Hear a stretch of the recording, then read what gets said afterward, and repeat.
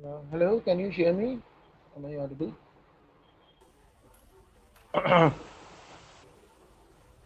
শুরু করবো একদম। হ্যাঁ, শুরু করে দাও নিনাদি। আই এম সো সরি, আমি একটু কলেজে একটা মিটিং এ আটকে ইটস ওকে, ইটস পড়েছিলাম। Okay, it's okay. Yeah, yeah, yeah. Good evening, শুভ দ্বীপ্রহর সবাইকে। আমাদের যে ভাষা উৎসব আমরা গত সোমবার শুরু করেছিলাম, সময়ের চড়াই উতরাই পেরিয়ে ভাষার বহমানতাকে সঙ্গে নিয়ে আজকে আমরা তার পঞ্চম দিনে এসে উপস্থিত হয়েছি। আজকে আমাদের দুজন স্পিকার আছেন।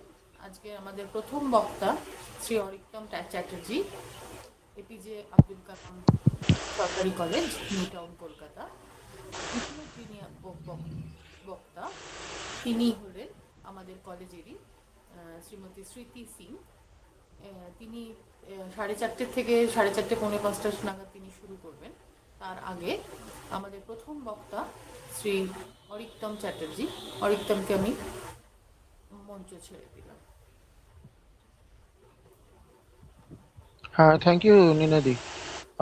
আমি শুরু করছি। আমি আজকে মূলত ট্রান্সলেশনের কিছু থিওরিটিক্যাল ব্যাপার স্যাপার আর নিয়ে আলোচনা করব।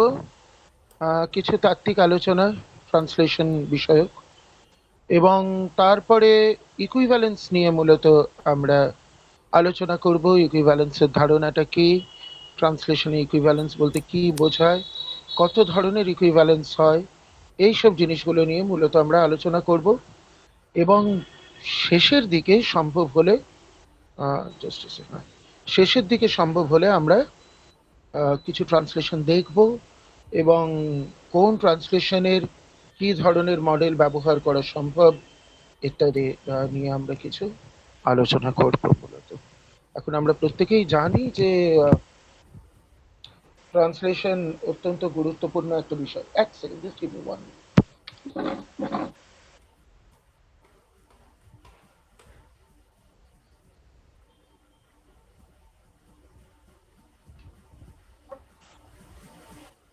ঘরটায় প্রচন্ড রোদ্দুর আসে আর কি।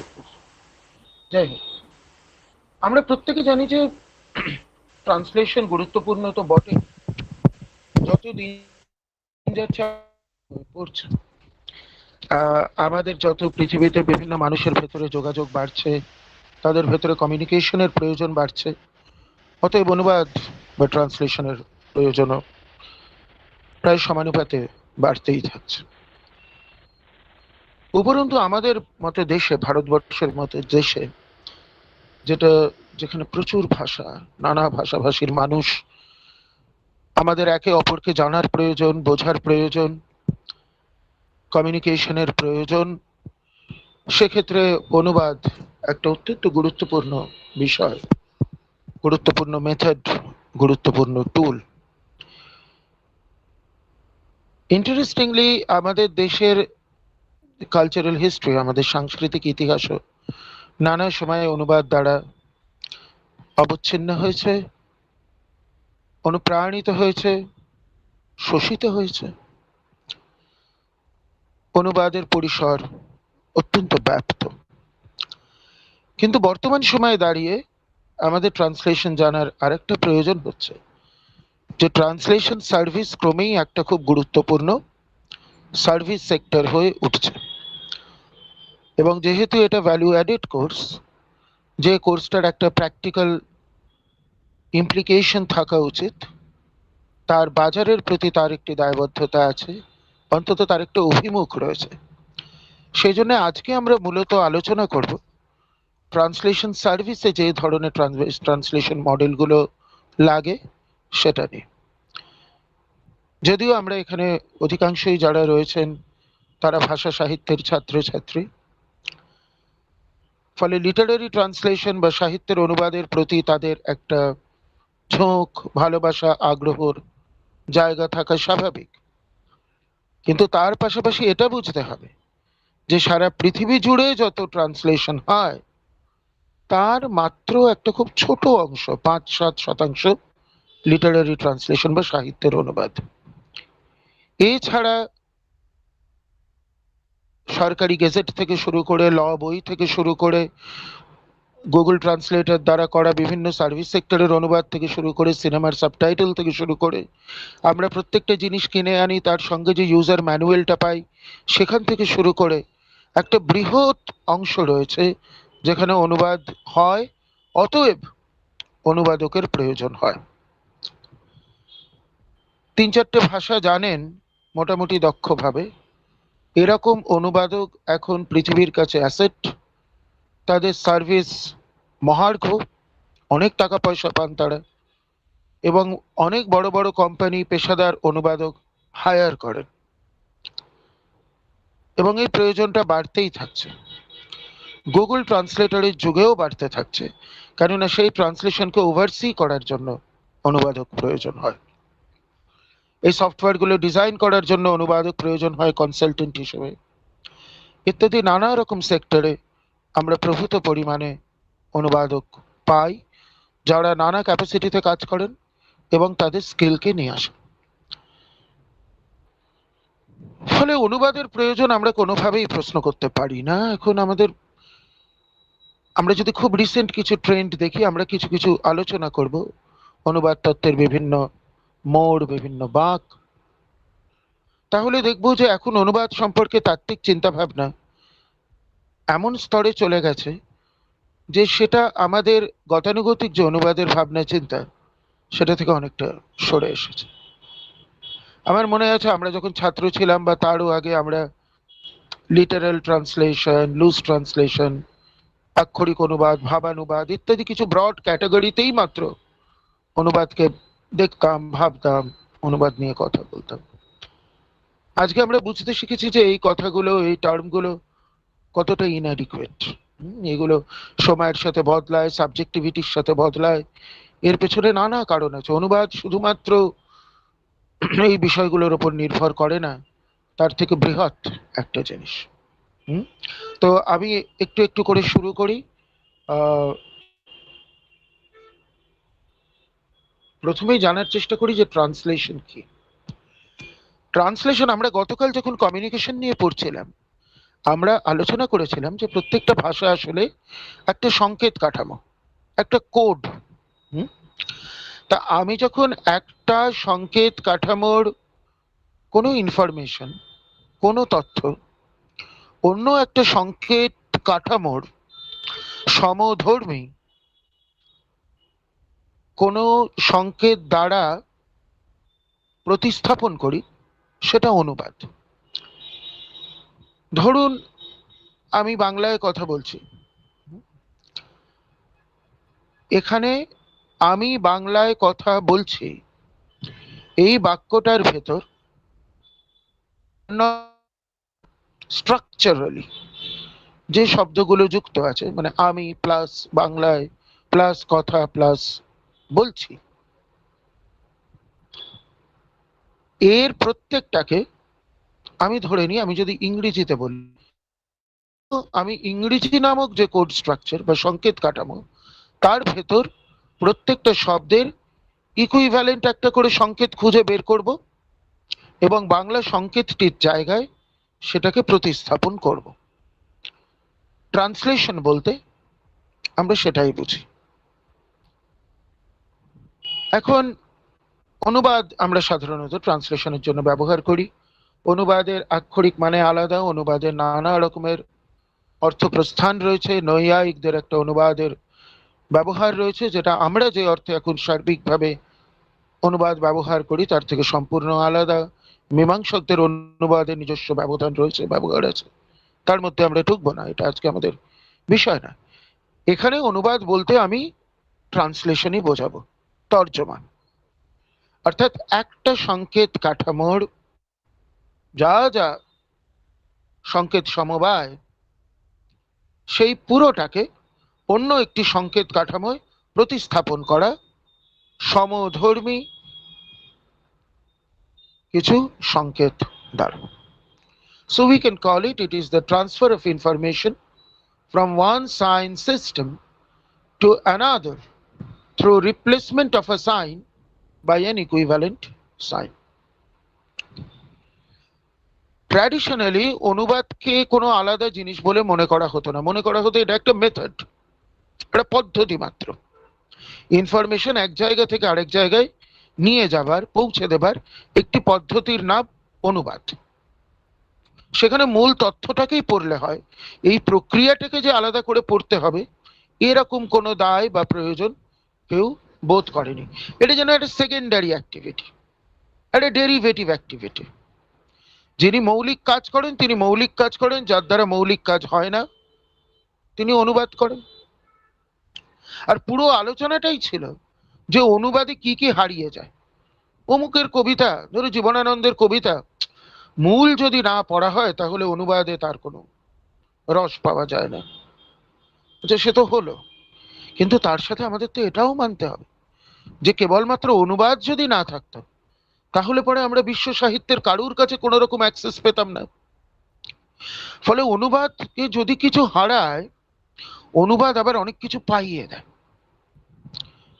মানবেন্দ্র বাবু বলতেন যাদবপুরে যে শোনো, আমি অনুবাদ শব্দটা পছন্দ করি না, আমি তর্জমাই পছন্দ করি, কেননা অনুবাদে বড় বেশি বাদ থেকে যায়, তর্জমায় জমা থাকে কিছু। তো আমরা ট্রান্সলেশনের সেই জমা খরচের হিসেবের বাইরে গিয়ে আলোচনা করার চেষ্টা করব, টেকনিক্যালি বোঝার চেষ্টা করব কি হয় আর না হয়। তো আগে আলাদা করে অনুবাদ তত্ত্ব বা ট্রান্সলেশন স্টাডিজ বলে কোনো কিছুর কথা বড় একটা ভাবা হতো না। কিন্তু 20 শতকের মাঝামাঝি 1950-55 এরম একটা সময় থেকে দেখা গেল যে আলাদা করে ট্রান্সলেশন স্টাডিজ নামক একটা ডিসিপ্লিন গড়ে উঠছে, যেটা অনুবাদকে সম্পূর্ণ স্বতন্ত্র এবং মূল্যবান একটা অ্যাক্টিভিটি হিসেবে বোঝার, জানার এবং জানানোর চেষ্টা করছে। তো অনুবাদ কি? দেখা যায় যে ট্রান্সলেশন বলতে আমরা তিনটে জিনিস বুঝতে পারি। তিনটে জিনিস। It can be defined in three ways. First of all, it is a process. What are you doing? I'm doing a translation, which means I'm engaged in a process of translating. তার ট্রান্সলেশনের ধরনটা আমার ভাল লাগে, তার অনুবাদের ধরনটা আমার ভাল লাগে।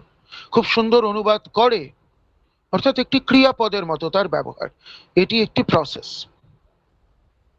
আবার এটা একটা প্রোডাক্টও বটে, যেখানে তার ব্যবহার অনেকটা একটা বিশেষ্য পদের মতো। যেমন আমি বলতে পারি যে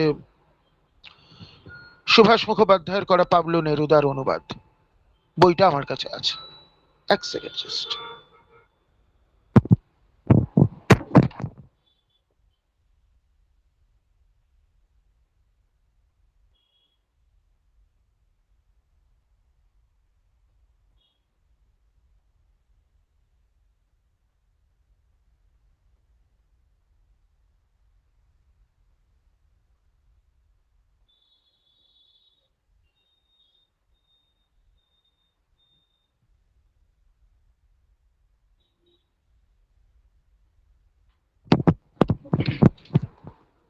ওকে, ইয়া, আই এম ব্যাক।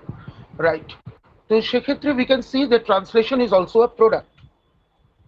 একটা প্রোডাক্ট, একটা বই, যেমন ধরো আমি যদি বলি যে বইটা এটা একটা ট্রান্সলেশন, তাহলে এটা একটা প্রোডাক্ট। তো বইটা বিক্রি হয়, তো বইটা কেনে, বইটা হাতে ধরা যায়, এটা কি তোর হাতে? একটা অনুবাদ। অনুবাদ, একটা অনুবাদ করছি, উইচ ইজ ডিফারেন্ট ফ্রম অনুবাদ করছি।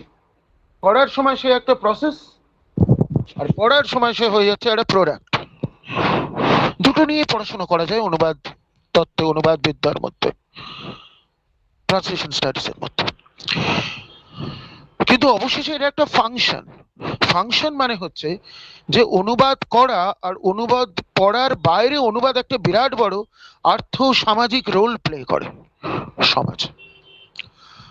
তোমরা যদি ব্রিটিশ উপনিবেশের ইতিহাস আমরা যদি খুব নিবিষ্টভাবে পড়ি, আমি দেখবো কলোনাইজেশনের ইতিহাস কিন্তু মূলত নানাবিধ অনুবাদের ইতিহাস। অনুবাদের মধ্যে থেকে জানা এবং জানানো, এবং সেই জানাটাকে একটা রাজনৈতিক ফ্রেমের ভেতরে নিয়ে আসার একটা ফাংশন প্লে করে অনুবাদ। অনুবাদ কোনো ইনার্ট প্রোডাক্ট নয়, এটি একটি বস্তু হয়েও সজীব।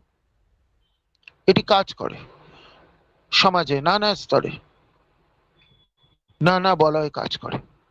তাই এই তিনটে যে কোনো একটি দিক নিয়েই আমরা ট্রান্সলেশন স্টাডিজে পড়াশোনা করতে পারি, গবেষণা করতে পারি, লেখালেখি করতে পারি, আলোকপাত করতে পারি। সেই সম্ভাবনাগুলো ট্রান্সলেশন স্টাডিজের মধ্যে রয়েছে। ট্রান্সলেশন নিয়ে সাধারণত কি ভাবা হতো তার, তোমরা জানো যে প্রথম দিককার ট্রান্সলেশনের মধ্যে পড়েন সিসেরো, রোমান অনুবাদক। তিনি পছন্দ করতেন না, রোমানরা প্রচুর পরিমাণে ট্রান্সলেট করতেন গ্রিক টেক্সট গুলোকে। তো তিনি একটা মজার কথা বলতেন, তিনি বলতেন translation is a traitor, translation as treachery, অনুবাদ অনুবাদক ঘাতক, অনুবাদক বিশ্বাসে আঘাত হানে। অর্থাৎ সে যদি মূলকে ধরে রাখতে চায়, মূলের প্রতি যদি তার ফিডেলিটি থাকে, বিশ্বাস থাকে, তাহলে পরে পাঠকের কাছে সে পৌঁছতে পারবে না। পাঠকের কাছে যদি সে পৌঁছতে চায়, তাহলে সে মূলের প্রতি বিশ্বস্ত থাকতে পারবে না। বিশ্বাসঘাতক, বেঈমান অনুবাদক। সে এক জায়গায় বিশ্বাস রাখতে গেলে অন্যত্র বিশ্বাস ভঙ্গ হবেই, কোনো উপায় নেই। ইন্টারেস্টিং কথা, এতদিন পরেও আমরা হয়তো তার ভ্যালু জাজমেন্ট আমরা নিই না, কিন্তু কথাটা ভেবে দেখার মতো বটে। বিশেষ করে সাহিত্যের অনুবাদের ক্ষেত্রে এরকম একটা সম্ভাবনা অনেক সময় হয়, যে শ্যাম রাখি না কুল রাখি, আমি কোন দিকে যাব। মূলের কাছে বিশ্বস্ত থাকতে গেলে অনুবাদ সুগম হচ্ছে না, সুপাঠ্য হচ্ছে না। আবার অনুবাদকে সুপাঠ্য করতে গেলে পরে আমাকে মূলের হাত ছাড়তে হচ্ছে, আমি তার প্রতি আর বিশ্বস্ত রাখতে পারছি না। এই আলোচনা বারবার নানাভাবে ফিরে এসেছে অনুবাদে। আর কি বলতেন সেন্ট জেরোম, সন্ত জেরোম, যিনি বাইবেলকে ল্যাটিন ভাষায় অনুবাদ করেছিলেন, ভালগেট ল্যাটিন। দীর্ঘকাল অবধি সমস্ত ক্যাথলিক চার্চে এই বাইবেলই পড়া হতো, প্রায় 2000 বছর সময়কাল ধরে। তিনি বলতেন অনুবাদ যদি করতে হয় তাহলে মূলের অর্থটাকে ধরো, তার স্পিরিটটাকে ধরো, তার শব্দগুলোকে ধরতে যেও না। Not by the word but by the spirit, but by the meaning. কিন্তু এই কথাটাকে আমরা আরেকটু টেকনিক্যালি বোঝার চেষ্টা করব। যদি আমাদের এটা প্র্যাকটিক্যালি কাজে লাগাতে হয়, তাহলে এরকম লুজ কথাবার্তা আমাদের খুব একটা সাহায্য করবে না। কিন্তু আমরা তাও কয়েকটা ট্র্যাডিশনাল কথা জেনে নিই। তারপর ড্রাইডেন, বিখ্যাত ইংরেজ, হোমার অনুবাদ করেছিলেন ইংরেজিতে। তিনি অনুবাদ নিয়ে বলেছেন। এলা ফিটজেরাল্ড, তিনি রুবাইয়াত অনুবাদ করেছিলেন ইংরেজিতে, আমেরিকান কবি, তাঁরও অনুবাদ নিয়ে স্পষ্ট চিন্তাধারা রয়েছে। শ্লেয়ার ম্যাকার ঠিক সাহিত্যিক নন, মূলত থিওলজিয়ান, পাদ্রী ছিলেন, কিন্তু তিনি অনুবাদের সাথে যুক্ত ছিলেন, অনুবাদক ছিলেন। এবং অনুবাদ নিয়ে তিনি একটা আশ্চর্য কথা বলেছিলেন, সেটা আমি ব্রিফে একটু 2-4 শব্দে বলে দিই, যেহেতু অনুবাদ নিয়ে আলোচনা চলছে। তিনি আমাদের, তার একটা বিখ্যাত লেখা রয়েছে, তার একটা বিখ্যাত লেখা রয়েছে টাস্ক অফ দ্য ট্রান্সলেটর, অনুবাদকের কাজ কি। তো সেখানে তিনি বলছেন যে সাধারণত অনুবাদ নিয়ে আমাদের মনে হয় যে অনুবাদ, আমি একটা বিদেশি গ্রন্থকে, একটা অন্য ভাষার গ্রন্থকে আমার ভাষা কাঠামোর মধ্যে আনছি। তো আমরা সবসময় চেষ্টা করি সেই টেক্সটটাকে, আমার কাছে দুটো অপশন থাকে। এক হচ্ছে সেই টেক্সটটাকে আমি ফরেন টেক্সট হিসেবে রাখবো, অর্থাৎ পড়ে প্রতি মুহূর্তে মনে হবে যে আমি একটা বিদেশি বই পড়ছি। আর একটা হচ্ছে তাকে আমি ডোমেস্টিসাইজ করে নেবো, অর্থাৎ সেই বইটাকে আমি আমার ভাষা কাঠামোর মধ্যে এমন ভাবে নিয়ে আসবো যে মনে হবে, যেমন ধরো গোর্কির মার অনুবাদ যদি পড়ি, আমার মনে হতে পারে পাভেল আমার পাশের বাড়ির ছেলে, ইত্যাদি। সে যেন আমারই ভাষা কাঠামোর, আমারই সমাজবৃত্ত, আমারই চিহ্ন বলয়ের মধ্যে থাকা কিছু চরিত্র। সেটাকে উনি বলছেন ডোমেস্টিসাইজেশন, আত্মীকরণ। উনি বলছেন যে এরম একটা ভাবনা রয়েছে যে সম্পূর্ণভাবে আত্মীকৃত অনুবাদ বোধহয় ফরেনাইজড অনুবাদ, অর্থাৎ যেখানে অপরায়ণের অংশ বেশি, তার থেকে ভালো। অর্থাৎ যে বিদেশি গ্রন্থের অনুবাদ পড়তে গিয়ে আমার প্রতি ছত্রে মনে হচ্ছে যে গ্রন্থটা বিদেশি, সেটা তেমন ভালো অনুবাদ নয়। আর যেখানে আমার মনে হচ্ছে যে এটা তো বিদেশি বই বলে মনেই হচ্ছে না, এ যেন আমারই কথা বলছে, তাহলে সেটা ভালো অনুবাদ হলো, সুপাঠ্য, সুগম, রিডেবল অনুবাদ হলো। উনি এই ধারণাটাকে চ্যালেঞ্জ করছেন। উনি বলছেন যে আমরা তো অনেকে, ধরা যাক বাঙালিরা অনেকে ইংরেজি বই পড়ে, ইংরেজি বইতে তো কোনো অনুবাদ হয় না। ধরুন আমি ডিকেন্সের একটা গল্প পড়লাম, একটা বই পড়লাম, বা শেক্সপিয়ারের একটা কবিতা পড়লাম, বা কিটসের কোনো কবিতা পড়লাম, আমাদের কিন্তু তার সাথে একাত্ম হতে বড় একটা অসুবিধা হয় না। সেখানে কোনো রকম ইন্টারভেনশন নেই, সেখানে কেউ জোর করে সেটাকে আপন আত্মীকরণের চেষ্টা করেনি, সে তার নিজের জোরেই আত্মীকৃত হয়ে যেতে পারে। প্রতি মুহূর্তে আমরা বুঝি এ কাস্টমটা আমাদের নয়, এ নামগুলো আমাদের দেশে চলে না, এ খাবারগুলো আমার এখানে পাওয়া যায় না, এইভাবে আমাদের দেশে কেউ প্রেম করে না, এইটা ঠিক এইভাবে বাবা মার সাথে কথা বলে না। তৎসত্ত্বেও তার রস আহরণে আমাদের বড় একটা অসুবিধা হয় না, যদি সেই শৈলী আমরা খানিকটা চর্চা করি। উনি বলছেন যে এই যে জোর করে আত্মীকরণ, এর সমস্যার জায়গাটা হচ্ছে এটা কেন ভালো লাগে, কেননা আমাদের কিছু অ্যাকসেপ্টেড বিশ্বাস আছে, আমাদের কিছু মতাদর্শগত অভ্যাস আছে, যে বাংলা ভাষাটা এরকমই পড়া হয়ে থাকে, এই ঘটনাগুলো এভাবেই হয়ে থাকে, এই অন্যায়গুলো এভাবেই করে ওঠায় আমার অভ্যাস। যে অনুবাদ সেই অভ্যাসটাকে কখনো চ্যালেঞ্জ করে না, সেই অনুবাদ খুব নিরাপদ অনুবাদ হতে পারে, সেই অনুবাদ খুব জনপ্রিয় অনুবাদ হতে পারে, কিন্তু সেই অনুবাদ ভাষার জন্য খুব স্বাস্থ্যকর নয়। কেননা প্রত্যেকটা অনুবাদ, যখনই আমি একটা বিদেশি গ্রন্থকে আমার চিহ্ন বলয়ের মধ্যে আনছি, তার সাহায্যে যেন আমার চিহ্ন বলয়ও খানিকটা বিস্তৃত হতে পারে।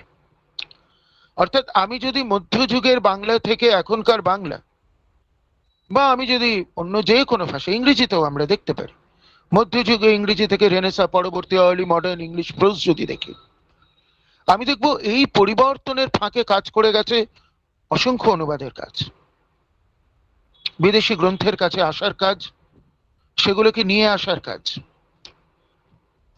এবং ঝুঁকির কাজ। এই ঝুঁকিটা আমাদের নেওয়া প্রয়োজন, কেননা সেই ঝুঁকিতে আলটিমেটলি লক্ষ্য ভাষা, মানে যে ভাষায় আমি অনুবাদ পাচ্ছি, সেই ভাষা উপকৃত হয়। খুব ডোমেস্টিসাইজড অনুবাদ, খুব নিরাপদ অনুবাদ, খুব পপুলার অনুবাদ, কিন্তু সেটার দ্বারা ভাষা কোনোভাবে উপকৃত হয় না। যেমন ওয়াল্টার বেঞ্জামিন বলছেন যে অনুবাদ আসলে কি, কেন অনুবাদ করা উচিত। উনি বলছেন যে মনে করো একটা বৃত্ত, আর কেউ সেটাকে ট্যানজেন্সিয়ালি পাশ দিয়ে ছুঁয়ে চলে গেল, অনুবাদ হচ্ছে সেই রকম। অনুবাদ হচ্ছে একটা বিদেশি ভাষার কাছে দাঁড়িয়ে নিজের ভাষার দিকে ফিরে তাকানো, একটা অন্য সংস্কৃতির সামনে দাঁড়িয়ে নিজের সংস্কৃতির দিকে ফিরে তাকানো, তাকে মেপে নেওয়া, তার ক্ষমতাকে বুঝে নেওয়া, ইলাস্টিকের মতো তার শক্তিটাকে একটু পরীক্ষা করা, যে দেখি এটাকে আরেকটু টানা যায় কিনা। এইটা যদি না করা যায়, তাহলে অনুবাদ কিছু অভ্যস্ত কাব্য সংস্কার, ভাষা সংস্কারের চর্বিত চর্বণ এবং পুনরাবর্তনে পর্যবসিত হয়। এইগুলো হচ্ছে ট্রান্সলেশন বিষয়ক কিছু ট্র্যাডিশনাল চিন্তা ভাবনা।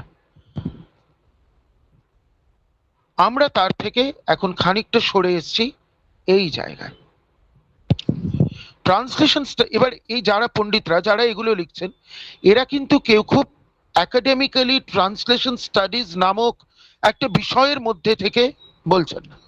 এরা কেউ কবি, কেউ দার্শনিক, এরা অনুবাদ দেখেছেন, অনুবাদ করেছেন, তাদের যেরকম মনে হয়েছে তাদের জায়গা থেকে বলেছেন। রবীন্দ্রনাথ যেরকম বলেছেন, বঙ্কিম বলেছেন, প্রত্যেকটা মানুষেরই অনুবাদ সাহিত্যিকদের একটা বক্তব্য থেকে থাকে। কিন্তু আমি যখন সেটাকে থিওরির মধ্যে ফেলছি, তখন কিন্তু এই পদ্ধতি বা এই মেথডে আমার কাজ চলবে না। তখন আমাকে খানিকটা তত্ত্বের মধ্যে জিনিসটাকে আনতে হবে, একটা সিস্টেমের মধ্যে, একটা সায়েন্সের মধ্যে জিনিসটাকে আনতে হবে। তো আমরা সাধারণত দেখি যে অনুবাদের ইতিহাস এখন অব্দি আমরা যদি দেখি, তাহলে আমরা 3-4টে বাঁক পাবো। যেমন ফেমিনিজমের ইতিহাসে আমরা ওয়েভ পড়ি, first wave, second wave, third wave feminism. তেমনি অনুবাদের ক্ষেত্রে আমরা পাই টার্ন, মোড়। প্রথম টার্নটা হচ্ছে লিঙ্গুইস্টিক টার্ন, অর্থাৎ অনুবাদকে ভাষাতাত্ত্বিক, ভাষা বিজ্ঞানের জায়গা থেকে অ্যানালাইজ করা।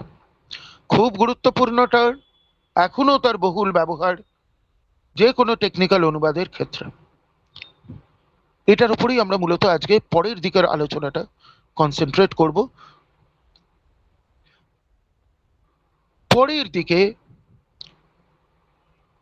এইটা মোটামুটি ধরো রাশিয়ান ফর্মালিস্ট আকারবাদীদের থেকে শুরু, রোবান জ্যাকবসন থেকে শুরু করে, পুরো প্রাগ গোষ্ঠী থেকে শুরু করে, স্ট্রাকচারালিস্ট থিঙ্কাররা রয়েছেন, সেমিওটিশিয়ানরা রয়েছেন, মোটামুটি ডেরিডায় এসে এটা একটা পরিণতি পায়, মানে উত্তর গঠনবাদের একটা জায়গায় এসে। দ্বিতীয় অংশটা হচ্ছে কালচারাল টার্ন, যেখানে এটা মূলত সুজান ব্যাসনেটের হাত দিয়ে শুরু হয়।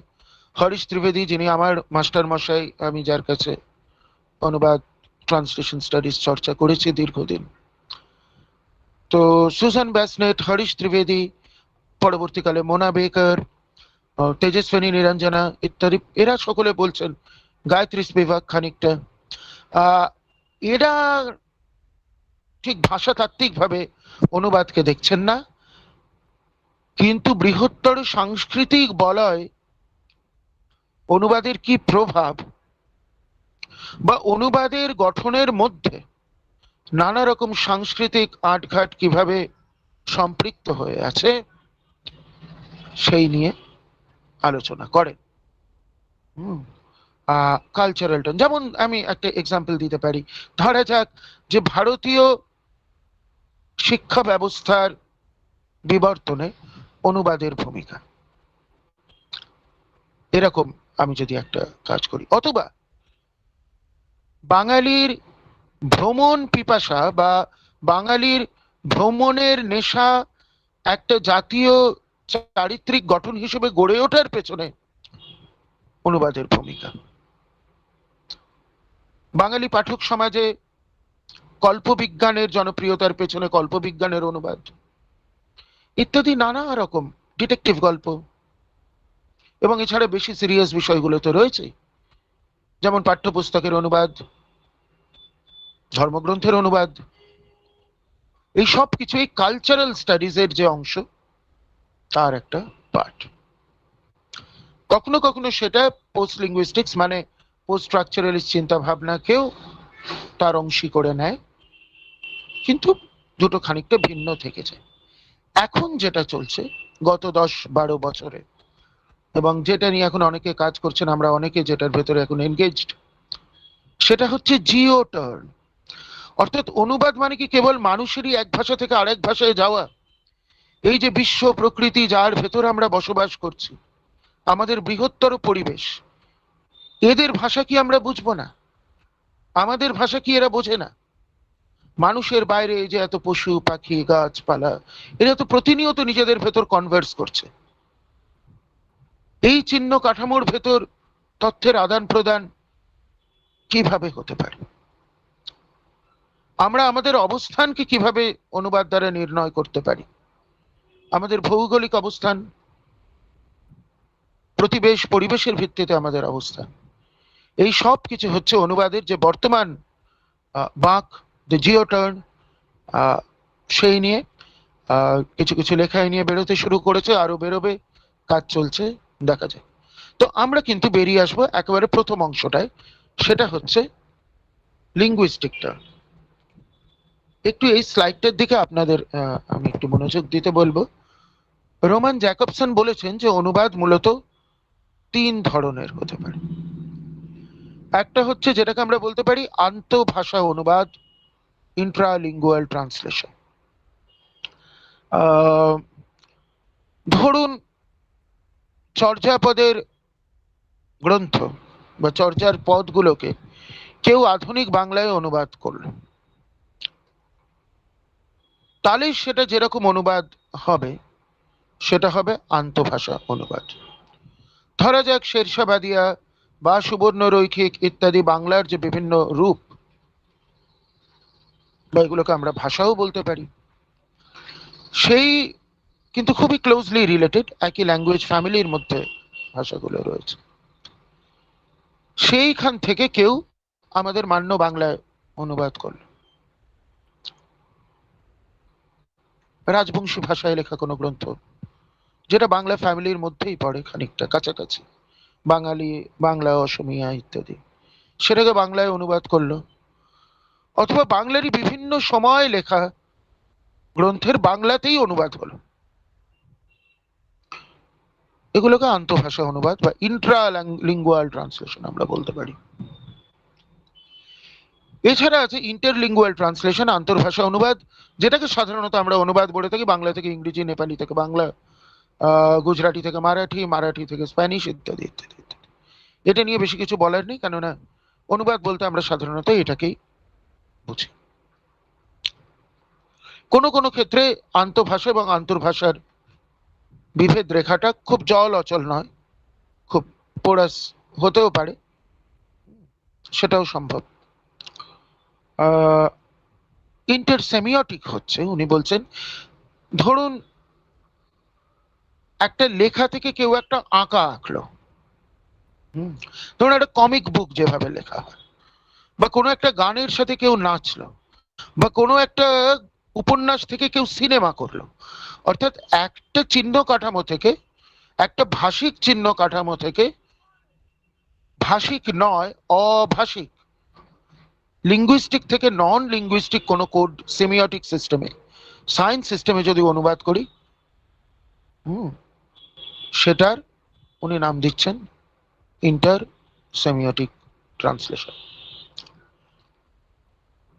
তো মূলত এই তিন ধরনের ট্রান্সলেশনের মধ্যে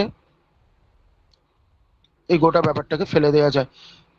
প্রসঙ্গত জানিয়ে রাখি যে ইদানিং জ্যাকবসনের এই ধরনটাকে নিয়ে এটা খানিকটা সমালোচিত, অনেকে এটাকে রিভাইজ করছেন, যেমন কোবাস মারায়স ইত্যাদি, কিন্তু সেটা আমাদের বিষয় না।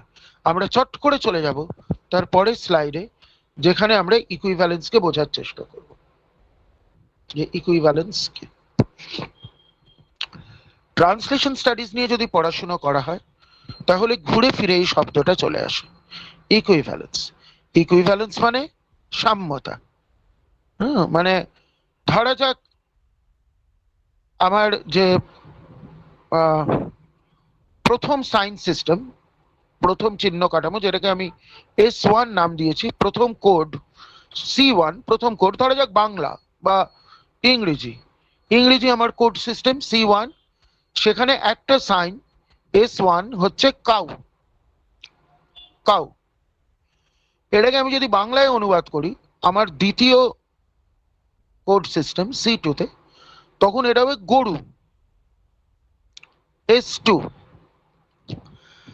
তাহলে S1 কাউ, S1 যেটা প্রথম কোড সিস্টেমে কাউ, যেটা দ্বিতীয় কোড সিস্টেমে গিয়ে S2 বা গরু হয়ে যাচ্ছে, এটাকে আমরা বলতে পারি এই S2 গরুটা হচ্ছে প্রথম সাইন S1 এর ইকুইভ্যালেন্ট। এইটা হচ্ছে ইকুইভ্যালেন্সের মোটামুটি ধারণা।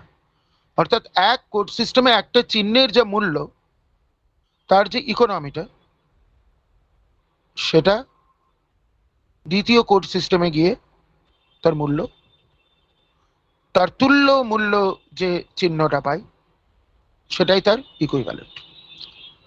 এবার গরু কাউ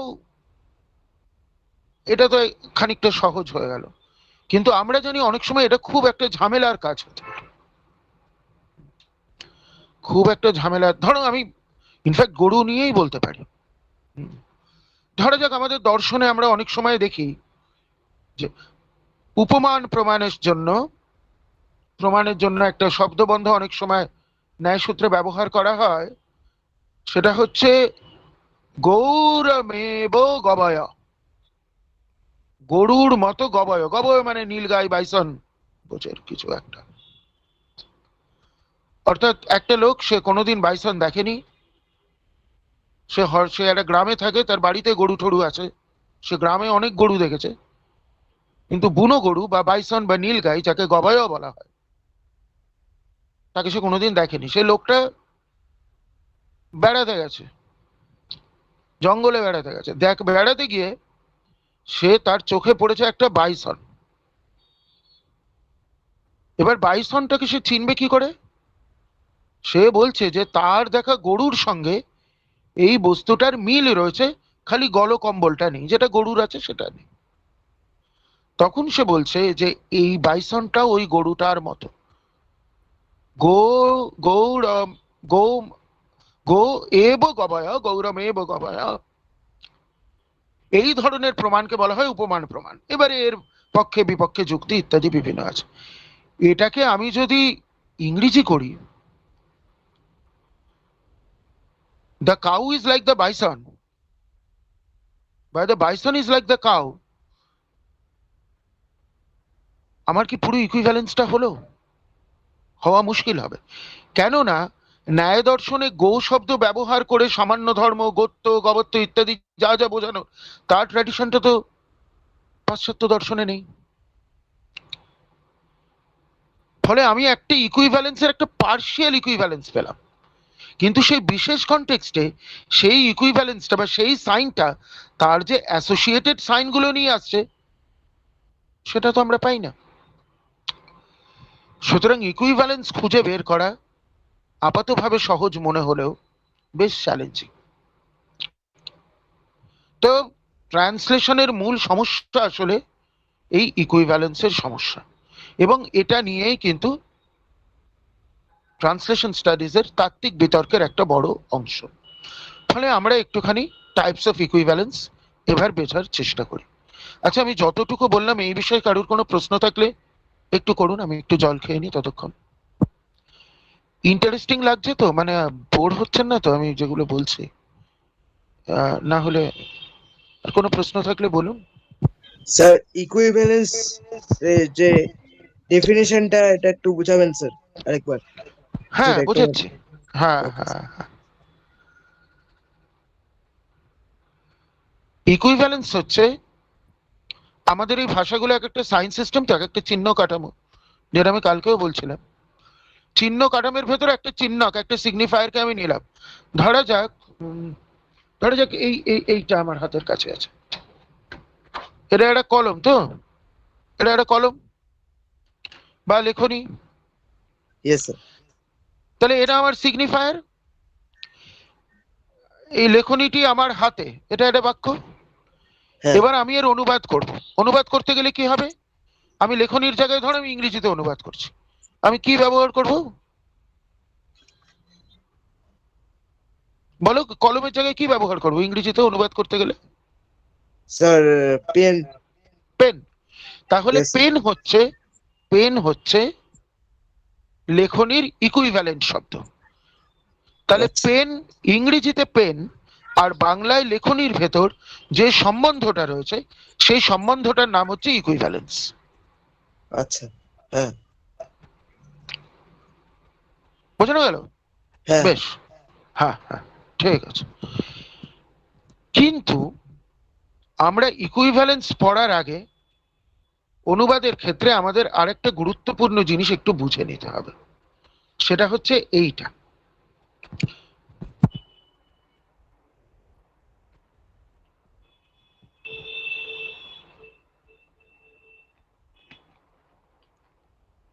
1985 সালে মাইকেল হ্যালিডে আমাদেরকে বলছেন যে অনুবাদ করতে গেলে পরে আগে আমাদের ঠিক করে নিতে হবে যে আমার অনুবাদের এককটা কি, ইউনিটটা কি। এখন ভাষার সবচেয়ে ছোট ইউনিট কি? ভাষার সবচেয়ে ছোট ইউনিট হচ্ছে মরফিম। যেমন কলম, ক, কয় হসন্ত যুক্ত অ, প্রথম মরফিন, প্লাস লয় হসন্ত যুক্ত অ, ল। বর্ণ বিশ্লেষণ করে আমরা যে প্রত্যেকটা আলাদা আলাদা করে পাই, এই প্রত্যেকটা একটা মরফিম। এটা আমার সবচেয়ে ছোট ইউনিট ভাষায়। এই মরফিম গুলো জুড়ে আমরা কি পাবো? আমরা পাবো একটা পদ, একটা শব্দ, ওয়ার্ড। ওয়ার্ড গুলোকে জুড়ে তৈরি হবে গ্রুপ অফ ওয়ার্ডস। কিছু গ্রুপ অফ ওয়ার্ডস নিয়ে তৈরি হবে একটা ক্লজ, এক বা একাধিক ক্লজ নিয়ে তৈরি হবে একটা সেন্টেন্স। অনুবাদ করার সময় আমাকে ভেবে নিতে হবে আমি কোনটাকে ইউনিট হিসেবে ধরবো। ধরো একটা কবিতায় খুব সুন্দর অনুপ্রাসের ব্যবহার আছে। শুধু অনুপ্রাস কেন, আমি বলবো যে আমাদের অলংকার শাস্ত্রে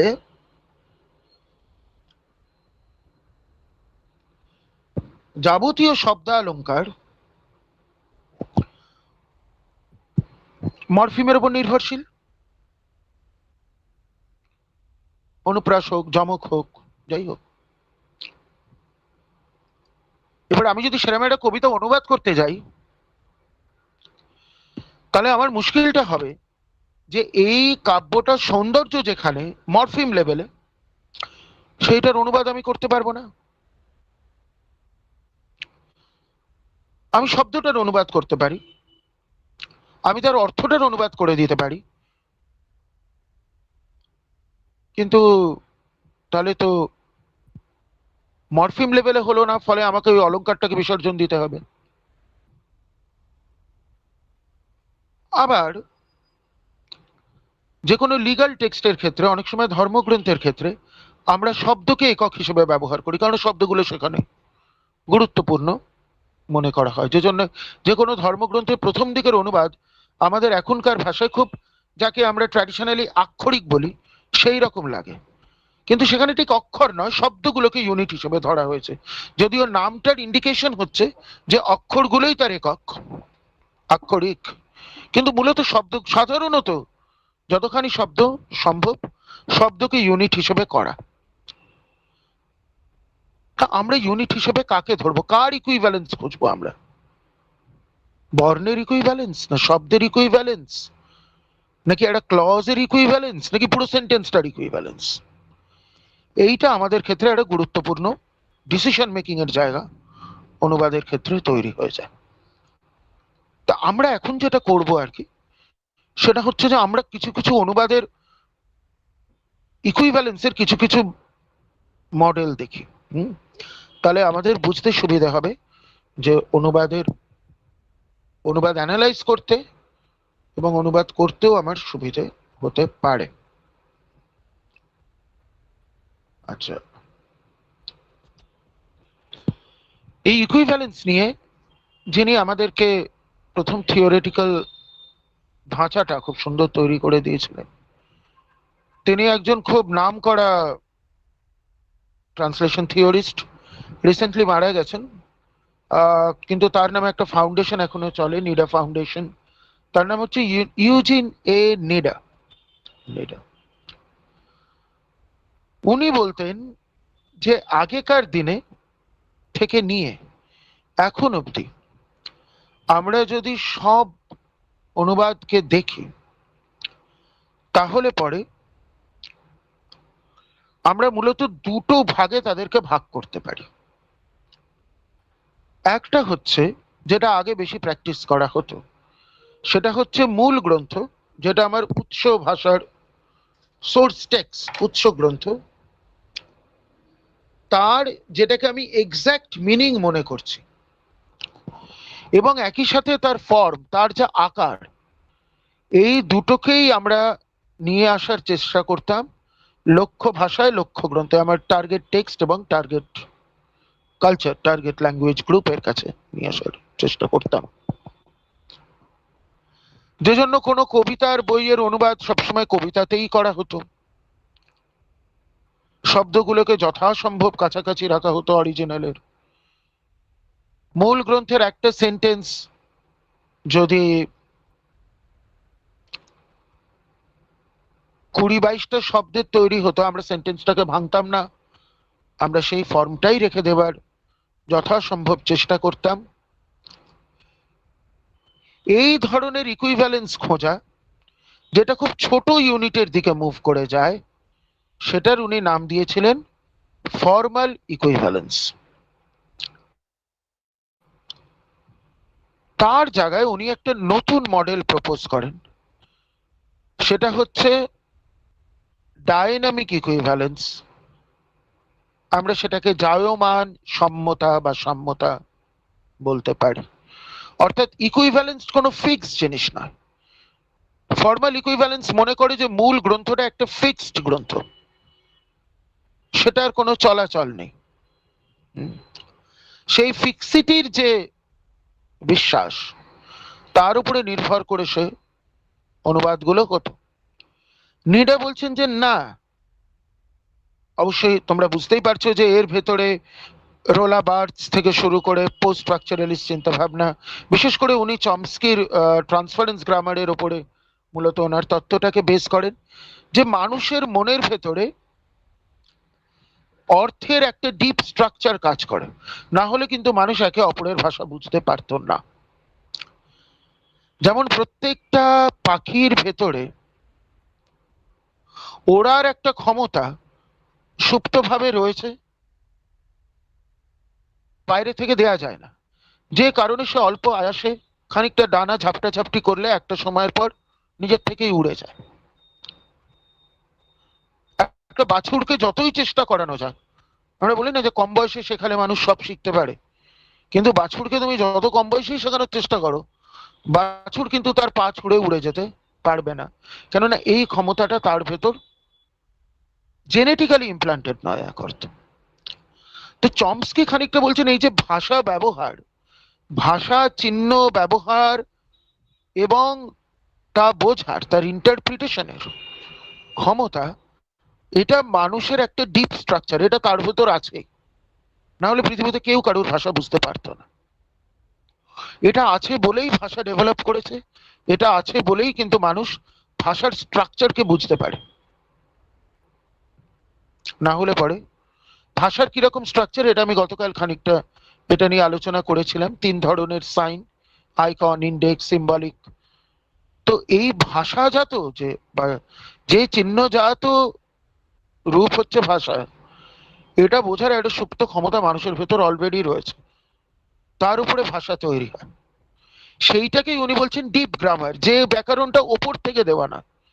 ব্যাকরণ জিনিসটা এমন যে তার সংগঠনগুলো আমাদের ব্রেন সেলস এর ভেতর পূর্ব গঠিত খানিকটা, তার উপরে ভাষারই এটা পড়ছে। সেখান থেকে নিডা নিয়ে বলেন যে একটা ভাষা থেকে আরেকটা অনুবাদ করতে গেলে আমরা যদি ফর্মটাকে ধরে রাখি, ফর্মাল ইকুইভ্যালেন্স, তাহলে কিন্তু সে যেটা বলতে চাইছে সেটা কিন্তু আমি কখনো আমার শ্রোতার কাছে পৌঁছে দিতে পারবো। তাই তিনি তার জায়গায় আরেকখানা পদ্ধতি নিয়ে আসেন, সেটার উনি নাম দেন ডায়নামিক ইকুইভ্যালেন্স। অনুবাদ বিদ্যায় বা ট্রান্সলেশন স্টাডিজে আমরা ছোট করে এটাকে ডিই বলে থাকি। দেখা যাক সেটা কি রকম, আমরা এই চিত্রটার দিকে একটা লক্ষ্য রাখতে পারি। এটা হচ্ছে আমার মূল কোড, যেখানে আমি এই কার্সারটা ঘোরাচ্ছি। ধরা যাক আমি একটা সহজ কিছু নিই, যেমন ধরুন এটি একটি পেন, এরকম একটা শব্দ। এখানে আমার মূল কোডটার সোর্স হচ্ছে বাংলা। এটি একটি পেন, আমি একজন বাংলা ভাষী, এই শব্দটা বললাম, এটা আমাকে একজন ইংরেজি ভাষার কাছে পৌঁছে যেতে হবে যে বাংলা জানে না। তখন আমি কি করব, আমি সেটার অ্যানালিসিস করব। অ্যানালিসিস মানে কি, সেটার সিম্পলেস্ট, উনি শব্দটা ব্যবহার করেছেন কার্নেল। কার্নেল মানে শ্বাস, যেমন তাল শ্বাস, ডাবের শ্বাস ইত্যাদি হয়, যেখান থেকে স্ফুরিত হয়ে কি স্ট্রাকচারটা চলে, ভেতরের কোর জিনিসটা, সেটাকে কার্নেল বলে। আমি কি করব, আমি সেই ছোট ছোট কার্নেল গুলো ভাঙবো। এটি একটা কার্নেল, একটি আর একটা কার্নেল, পেন আর একটা কার্নেল। এবারে আমি কি করব, এবার সেটাকে ট্রান্সফার করতে হবে। এবারে আমি প্রথমে কি করব, এই সিম্পলেস্ট কার্নেল গুলোকে আমার লক্ষ্য ভাষায় বা টার্গেট ল্যাঙ্গুয়েজে নিয়ে গেলাম। এটি, দিস ইজ, একটি, ওয়ান বা আ, কলম, পেন। তারপরে কি করব, আমি গোটাটাকে আবার এক জায়গায় নিয়ে আসবো, যেটাকে উনি বলছেন restructuring. This is a pen, নিয়ে সেইটা পৌঁছে যাবে রিসেপ্টরের কাছে। তাহলে আমি মাথায় কি রাখলাম এটা পরিষ্কার, কিন্তু আমাদের এটাও বুঝতে হবে আমি কি রাখলাম না। আমি যেটা রাখলাম না সেটা হচ্ছে এই ভাষার ফর্মটা, অর্থাৎ আমি তার মিনিমাম মিনিংফুল ইউনিটে এটাকে নামিয়ে দিলাম। ধরা যাক এটি একটি পেন, এই শব্দটাকে আমি আরেকটু কাব্যিকভাবে কোনো একটা কবিতায় ব্যবহার করছি। আমি বলতে পারি যে লেখনী একটি মোর হাতে, এরকম করে আমি একটা লেখনী একটি মোর হাতে। এবার এইটার অনুবাদ আমি কি করে করব, নিডের ডাইনামিক ইকুইভ্যালেন্স অনুযায়ী আমি আগে এটা সিম্পলেস্ট কার্নেল বের করে নিলাম, লেখনী প্লাস একটি প্লাস মোর প্লাস হাতে। আমি সেগুলোকে, আমি সেগুলোর ছোট ছোট সাইনগুলো, সিম্পলেস্ট কার্নেলগুলো লক্ষ্য ভাষায় পেলাম। Pen one in my, in my in hand, more my in hand. কিন্তু pen one my in hand বলে তো কোনো ইংরেজি হয় না, তাহলে আমাকে এটাকে রিস্ট্রাকচার করতে হবে। রিস্ট্রাকচার করতে গিয়ে আমি যদি কাব্য ভাবটা রাখতে চাই, তাহলে আমি কি করব, pen which is in my hand, এই টাইপের কিছু একটা হবে। আগে তাই করা হতো, কিন্তু নিডা বলছে যে সেটা করার দরকার নেই। সেটাই অ্যাকচুয়ালি কিন্তু ট্রান্সফার অফ মিনিং ব্যাহত হবে। মানে যে কারণে কেউ এটা করতে চাইছে, যে অরিজিনালের মূল জায়গাটা রাখা, সেই জায়গাটা ব্যাহত হবে। দিস ইজ মাই পেন, এটা করলেই সে বেটার বুঝতে পারবে। মেইন সমস্যা বা যে জায়গাটায় ডাইনামিক ইকুইভ্যালেন্স সবচেয়ে বেশি কাজে লাগে, সেটা আসছি আমরা। আগে আমরা এইটা দেখে নিই, এটা হচ্ছে টিয়ার অ্যানালিসিস। টিয়ার অ্যানালিসিস বলছে যে 4 রকমের শব্দ হয়, একে বোঝায় যেমন থিংস, কিছু জিনিস ঘটনাকে বোঝায়, কোনো ইভেন্ট যেমন স্মাইলিং, ক্রাইং, কাঁদছে, হাসছে, নাচছে। অ্যাবস্ট্রাক্ট জিনিসকে বোঝায়, সেটা হচ্ছে হাসি, কান্না, দুঃখ, বেদনা, আনন্দ, উৎসাহ, উত্তেজনা, বেদনা ইত্যাদি। আর লাস্টে রয়েছে র্যাশনালস, অতএব, এমনকি, এই ধরনের মোটামুটি ভাবগুলো। এগুলো সব ভাষাতেই রয়েছে। তো মোটামুটি ডাইনামিক ইকুইভ্যালেন্সের মূল কথাটা হচ্ছে যে প্রত্যেকটা ভাষাকে নাও, তার থেকে মিনিংটা এক্সট্রাক্ট করে নাও টিয়ার অ্যানালিসিসের মাধ্যমে। মিনিংটাকে রিকনস্ট্রাক্ট করো, শব্দগুলোকে করো না। তো এর ওপর ডিপেন্ড করে আরো অনেকগুলো ইয়ে তৈরি হয়, থিওরি পরে আসে, meaning based translation, optimal equivalence, closest natural equivalence, এই তিনটে মূলত। কিরকম হয় আমি একটা উদাহরণ দিই। নিডে দীর্ঘদিন বাইবেল অনুবাদের সাথে যুক্ত ছিলেন। তো এরকম একটা জায়গা আছে হিব্রু, গ্রিক নিউ টেস্টামেন্টে, যে খ্রিস্টের সমস্ত শিষ্যরা অতঃপর একে অপরকে চুম্বন করলো, দে কিস ইচ আদার। এর মানে হচ্ছে তারা একটা গোষ্ঠী হিসেবে সংঘবদ্ধ হল। আধুনিক আমেরিকান সোসাইটিতে নিডার মনে হয়েছিল যে এটা একটা কনফিউশন সৃষ্টি করতে পারে, কেননা সংঘবদ্ধ হওয়ার অভিজ্ঞান হিসেবে একটা গোষ্ঠীর মধ্যে পুরুষদের পারস্পরিক চুম্বনের রীতি আমেরিকায় নেই। তাহলে কি করতে হবে? আমরা যদি টিয়ার অ্যানালিসিস করি, ওই নিডার গ্রাফ মনে করি, নিডা বলছে যে এটা করলে আমাদের এটা বুঝতে হবে যে যে মানেটা বোঝাতে চাইছে সেটা হচ্ছে তারা একে অপরকে কাছে টানলো, তারা একে অপরের সাথে তাদের সহমর্মিতা দেখালো, যে আমরা প্রত্যেকেই খ্রিস্টের জন্য জীবন দিতে রাজি। এই বোধটা, এই সলিডারিটিটা তারা দেখালো। তাহলে লক্ষ্য ভাষায় বা লক্ষ্য সংস্কৃতিতে আমার যেটা টার্গেট ল্যাঙ্গুয়েজ, যে ভাষায় অনুবাদ হচ্ছে, সেখানে আমাকে দেখতে হবে যে সেই সংস্কৃতিতে সলিডারিটি দেখানোর উপায়টা কি।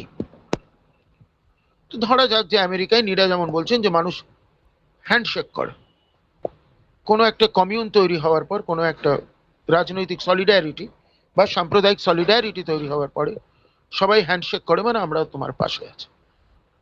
ফলে এইখানে আমায় যদি বাইবেলটাকে সাধারণ মানুষের কাছে পৌঁছে দিতে হয়, তাহলে আমাকে ওই প্রচন্ড অপরায়িত যে একটা কাস্টম, যেটা আমেরিকান সমাজের থেকে দেশ কাল দুই ভিত্তিতেই অনেকটা দূর, সেইটা না করে আমি তার অনুবাদ করতে পারি যে তারা সকলে করমর্দনের মাধ্যমে একে অপরের সহমর্মিতা প্রদর্শন করলো।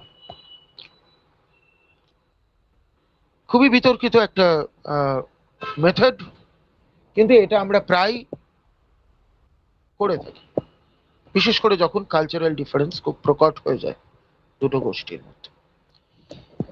শেষ যেটা লিখেছি তোমরা দেখতে পাচ্ছ, স্কোপস থিওরি। এইটা খুব গুরুত্বপূর্ণ, এটা নিয়ে প্রচুর কাজ হচ্ছে এখন। স্কোপস মানে হচ্ছে পারপাস, আমি কেন অনুবাদ করছি। জার্মানিতে খুব কাজ হয় স্কোপস থিওরি নিয়ে। এটার মানে হচ্ছে যে আমি কেমন ভাবে অনুবাদ করছি সেটা মূলত নির্ধারিত হয় আমি কেন অনুবাদ করছি তার দ্বারা। অর্থাৎ আমার এই অনুবাদটা কি ছেলে মেয়েদের স্কুল বইয়ের জন্য, আমার এই অনুবাদটা কি মানুষের ভেতর কোনো মত বা পথ প্রচারের জন্য, আমি কাদের জন্য অনুবাদ করছি, কি কারণে অনুবাদ করছি, এইটাই মূলত ডিফাইন করে আমার অনুবাদের স্ট্র্যাটেজি। এটাকে স্কোপস থিওরি বলা হয়। আচ্ছা,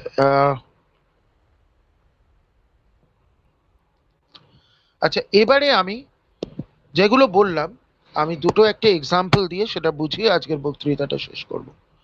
আচ্ছা, এর প্রথমটা, এবং আমি বাংলা থেকেই, বাংলার বিভিন্ন পর্যায় থেকে এবং আরো কিছু ভারতীয় এবং কিছু ভাষা থেকে এটা নিয়েছি। তো আমরা এই প্রথমটা দেখার চেষ্টা করি।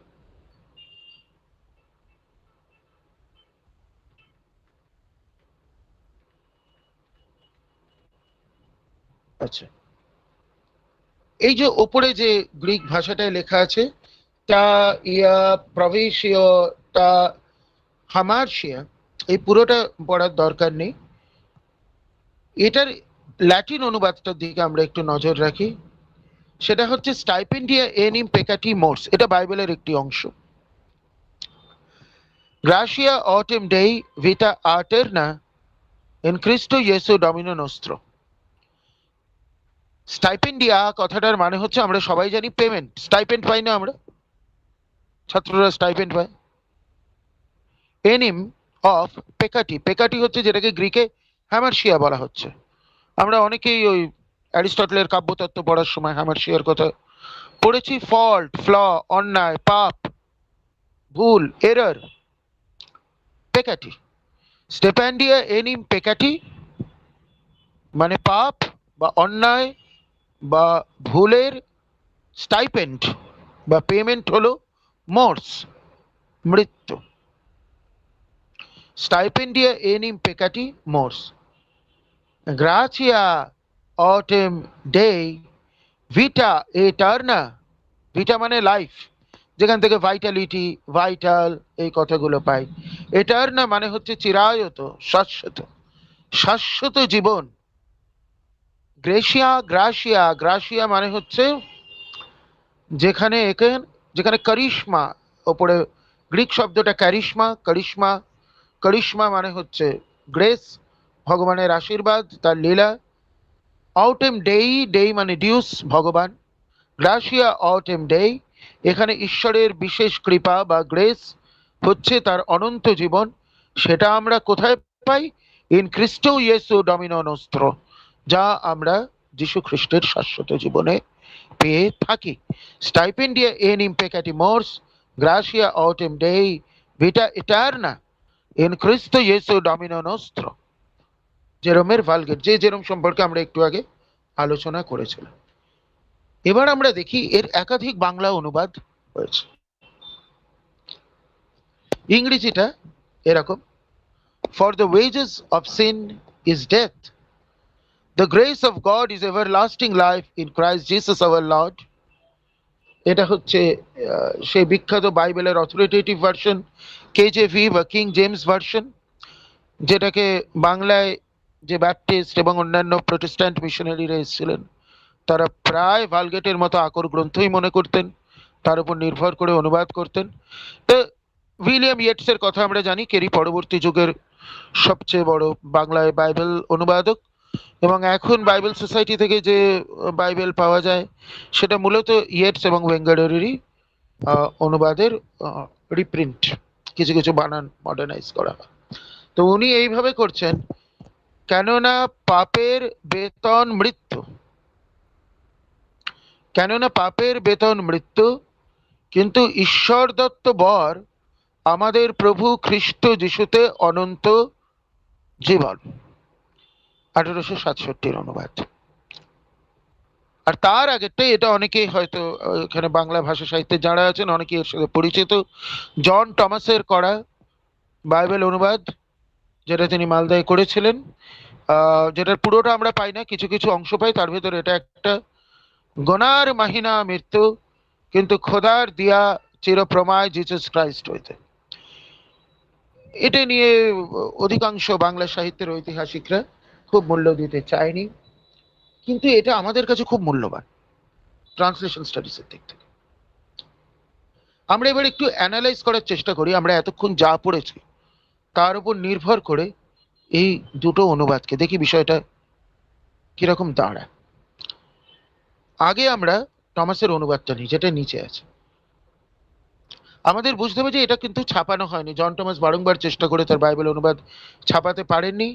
তিনি ছোট ছোট কাগজে লাল কালিতে লিখে এগুলো কংগ্রিগেশন যারা সেখানে এসছে, যারা মূলত চেম্বার্স এবং সেই সময়কার চার্লস গ্র্যান্ট ইত্যাদি মালদার নীলকর সাহেবদের মূলত পরিচারক পরিচারিকা যারা, তাদের ভেতরেই তিনি ডিস্ট্রিবিউট করেছিলেন। সে এক আশ্চর্য গল্প। এবং যে বাংলাটা উনি ব্যবহার করছেন এটা একটা অদ্ভুত বাংলা।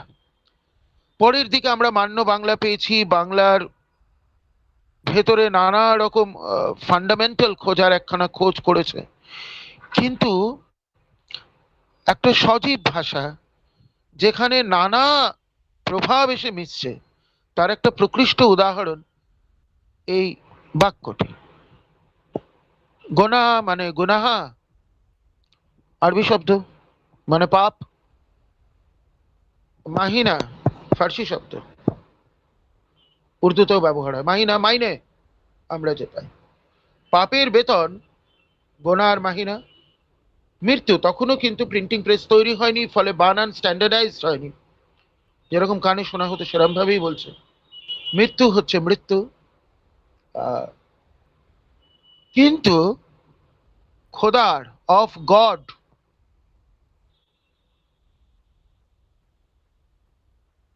আরবি ফার্সি শব্দ খোদা, কিন্তু খোদার দিয়া এ এক অদ্ভুত ব্যবহার। আমরা গ্রেস শব্দটা পেয়েছি। গ্রেস, গ্রেস মানে ঈশ্বর একটা আশীর্বাদ দিচ্ছেন, সেইটা এসে মানুষকে শাশ্বত জীবন প্রদান করছে। খোদার দিয়া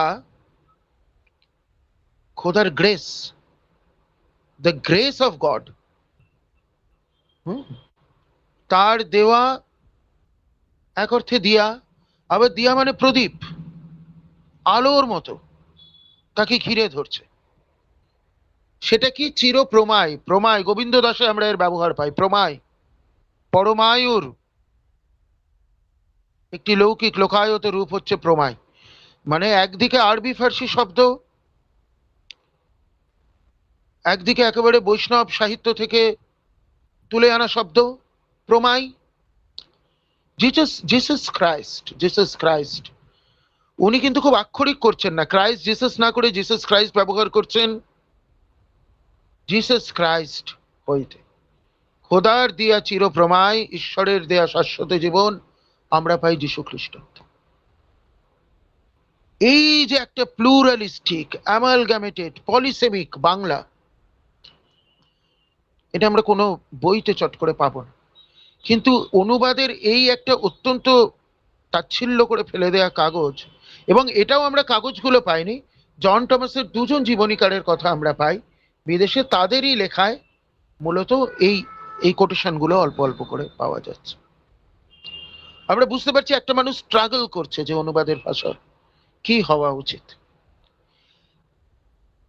প্রথমটা যখন, তার আগে কেরি চলে গেছে, বাংলা ভাষা বেশ স্ট্যান্ডার্ডাইজড হয়ে গেছে, ফলে আমরা এই আর্লি বাংলার ক্রিয়েটিভ ইম্পালস এবং একই সাথে অস্থিরতা এবং হয়তো ব্যর্থতা, কিন্তু মূল্যবান ব্যর্থতা পাবো না। ভাষা অনেক বেশি সেটেলড, কেননা পাপের বেতন মৃত্যু, কিন্তু ঈশ্বর দত্ত বর আমাদের প্রভু খ্রিস্ট যিশুতে অনন্ত জীবন।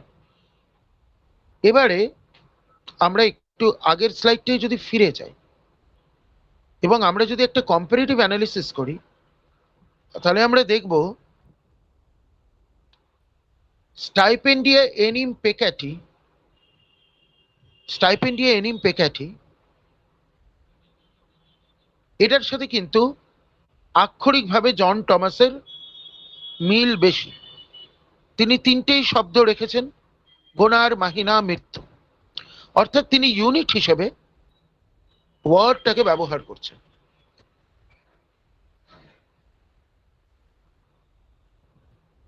এবং গোনা শব্দটা আসলে আমরা যদি খুব ভেবে দেখি, গোনাহা বা গোনা, এই শব্দটা কিন্তু আসলে পেক্যাটি শব্দের যা মানে বা গ্রিক হ্যামার্সিয়া শব্দের যা মানে, অর্থাৎ বিচ্যুতি, তার খানিকটা কাজ পাপের তুলনায়।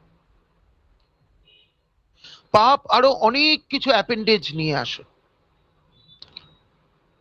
কিন্তু ধরুন আমরা যদি আব্রাহামিক ধর্মগুলো দেখি, ধরুন এই খ্রিস্টানিটি, ইসলাম ইত্যাদি, যেখানে জীবন চালানোর বেশ কিছু নিয়ম কানুন লিপিবদ্ধ আছে, 10 কমান্ডমেন্টস ইত্যাদি, তার থেকে বিচ্যুতি হচ্ছে পাপ, গোনা। পাপ ঠিক সেরকম না, পাপের ভেতর একটা এথিক্যাল জায়গা বেশি। তো অ্যাকচুয়ালি কিন্তু যতই আমাদের একটু অদ্ভুত লাগুক, এই ভাষার এই যে সচলতাটা যেটা আমরা টমাসের মধ্যে দেখছি, এটা কিন্তু সোর্সের কাছাকাছি। ফর্মাল ইকুইভ্যালেন্সের জায়গাটা এখানে অনেক বেশি, এখানে ইকুইভ্যালেন্স খানিকটা ফর্মাল। পাপের বেতন মৃত্যু, কেননা তার আগে আসলে এই শব্দগুলো বাংলা ভাষায় নানাভাবে ব্যবহৃত হয়ে গেছে। শিক্ষিত মানুষ পাপ শব্দ ব্যবহার করে বেশি, যেমন ঈশ্বর দত্ত বর। ঈশ্বর দত্ত বর একেবারেই ডোমেস্টিসাইজড একখানা শব্দ। ঈশ্বর দত্ত বর আমরা আমাদের ভারতীয় মহাকাব্যও কোথাও দেখতে পারি, খুব অসুবিধে, আমাদের মনে হবে না যে আমরা একটা ফরেন টেক্সট পড়ছি। অর্থাৎ ভাষার অনন্ত জীবন।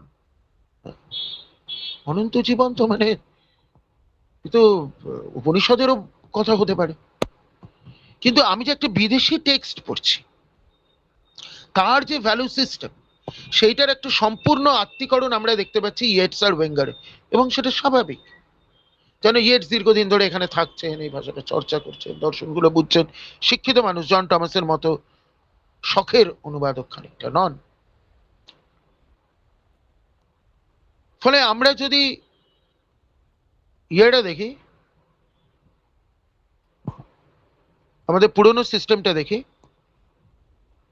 আমাদের ওই স্লায়ার মেকারের ডিভিশনটা দেখি, তাহলে প্রথমটা হচ্ছে অনেক ফরেনাইজড একটা অনুবাদ, দ্বিতীয়টা হচ্ছে প্রথমটা অনেক ডোমেস্টিসাইজড একটা অনুবাদ যেখানে ইকুইভ্যালেন্স ডাইনামিক, প্রথমটা হচ্ছে অনেক ফরেনাইজড একটা অনুবাদ।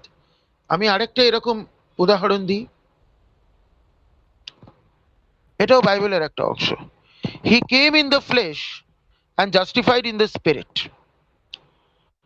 ফ্লেশ মানে আমাদের এই নশ্বর হচ্ছে ফ্লেশ, সেখানে তিনি এসে আশ্রয় নিলেন।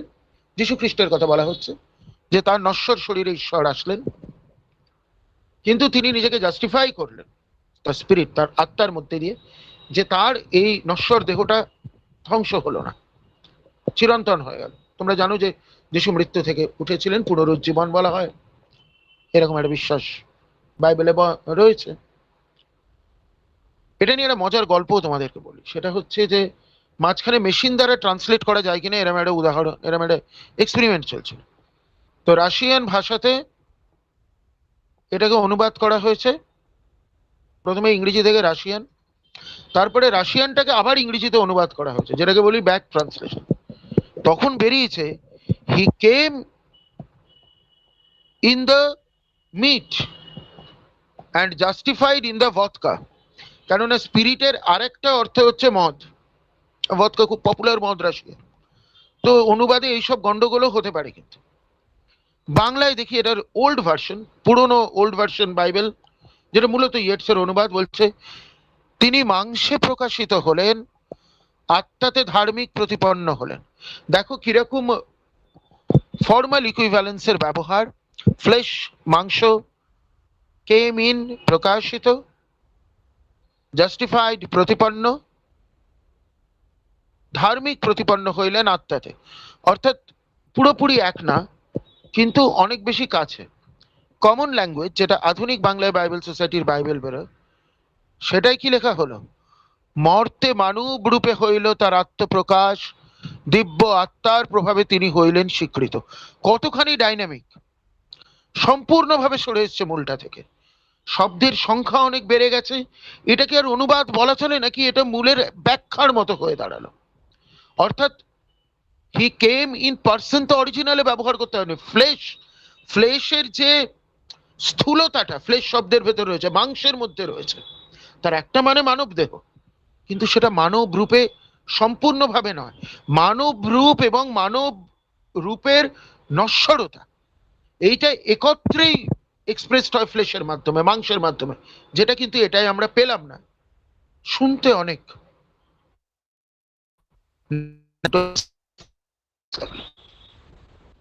আরেকটা বাইবেল, এটা এটা এটা খুব মজার বাইবেল, এটা সহজ বাংলা বাইবেল, অরবিন্দ দে নামে একজন অনুবাদক করেছিলেন কলকাতা থেকে। তিনি রক্ত মাংসে দেহ ধরে হইলেন প্রকাশিত, আর পবিত্র আত্মাতে হইলেন পুত।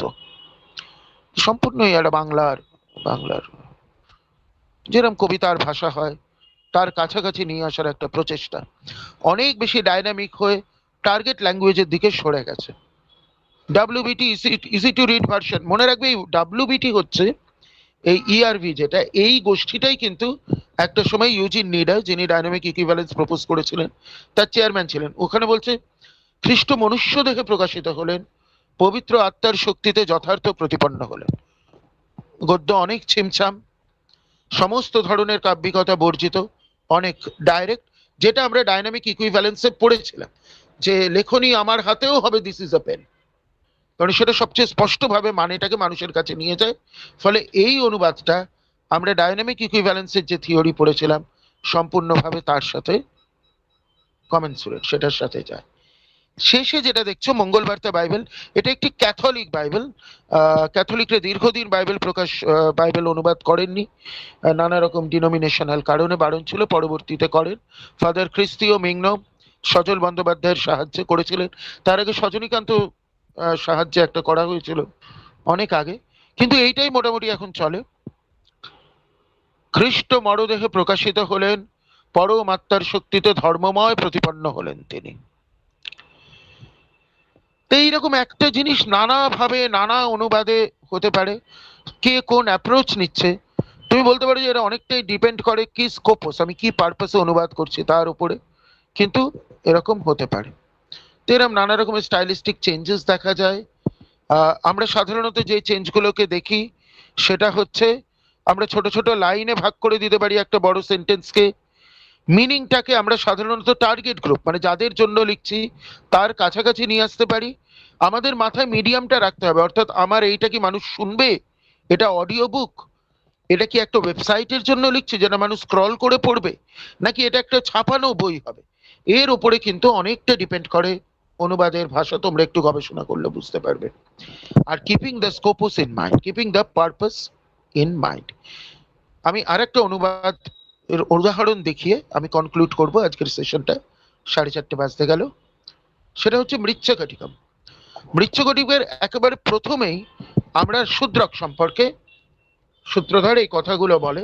সেটা হচ্ছে ঋগ্বেদম সামবেদম গণিতমত কলম বৈশিকম হস্তি শিক্ষণ ইনত সর্বপ্রসাদ বায়গাতিমিরে চাক্ষুষী চ উপলভ্য রাজনাম বিখ্যাম পরম সমুদায়েন স্বামিধীন চিष्ट्वाया লব্ধ আয়ু শতাব্দম দাসদিন সহিতম শূদ্রক অগ্নিম প্রবিষ্ট। মানে হচ্ছে ঋগ্বেদ, সামবেদ, গণিত, তার সাথে বৈশিকী, বৈশিকীটা নিয়ে আমরা আসবো। এইটা ট্রান্সলেশন নিয়ে একটা গন্ডগোল হয়। হস্তি শিক্ষণ, এতগুলো বিদ্যা তিনি জানতেন। ইনাতা এই ধরনের সর্বপ্রসাদত, এরম সর্ব জিনিসের প্রসাদত ব্যাপক তিমিরে চাক্ষুষী চ উপলব্ধ, এইভাবে তার চোখের সমস্ত অন্ধকার তিমির ঈশ্বর শিব মূলত যে তার ইষ্ট তিনি ঘুচিয়ে দিয়েছিলেন। তিনি রাজনাম বিক্ষম পরম সমুদয়ানা স্বামেধন চেষ্টা, অর্থাৎ তিনি অশ্বমেধা ইত্যাদি নানা ধরনের যজ্ঞ প্রতিপন্ন করে রাজা হিসেবে সমগ্র কার্য সম্পন্ন করে লব্ধ আয়ু শতাব্দম 10 দিনে সহিতম, অর্থাৎ 1 বছর 100 বছর 10 দিনের মাথায় পুত্রের হাতে রাজনাম বিক্ষম পরম সমুদায় তার সমস্ত রাজ্য পুত্রের হাতে অর্পণ করে শূদ্রক কি করলেন? অগ্নিম প্রবিষ্ঠা, অগ্নিতে প্রবেশ করলেন। শূদ্রকের ডেসক্রিপশন তিনটে জায়গা আমি লক্ষ্য করতে বলবো ব্রেভিটির জন্য। এক হচ্ছে বৈশিকম।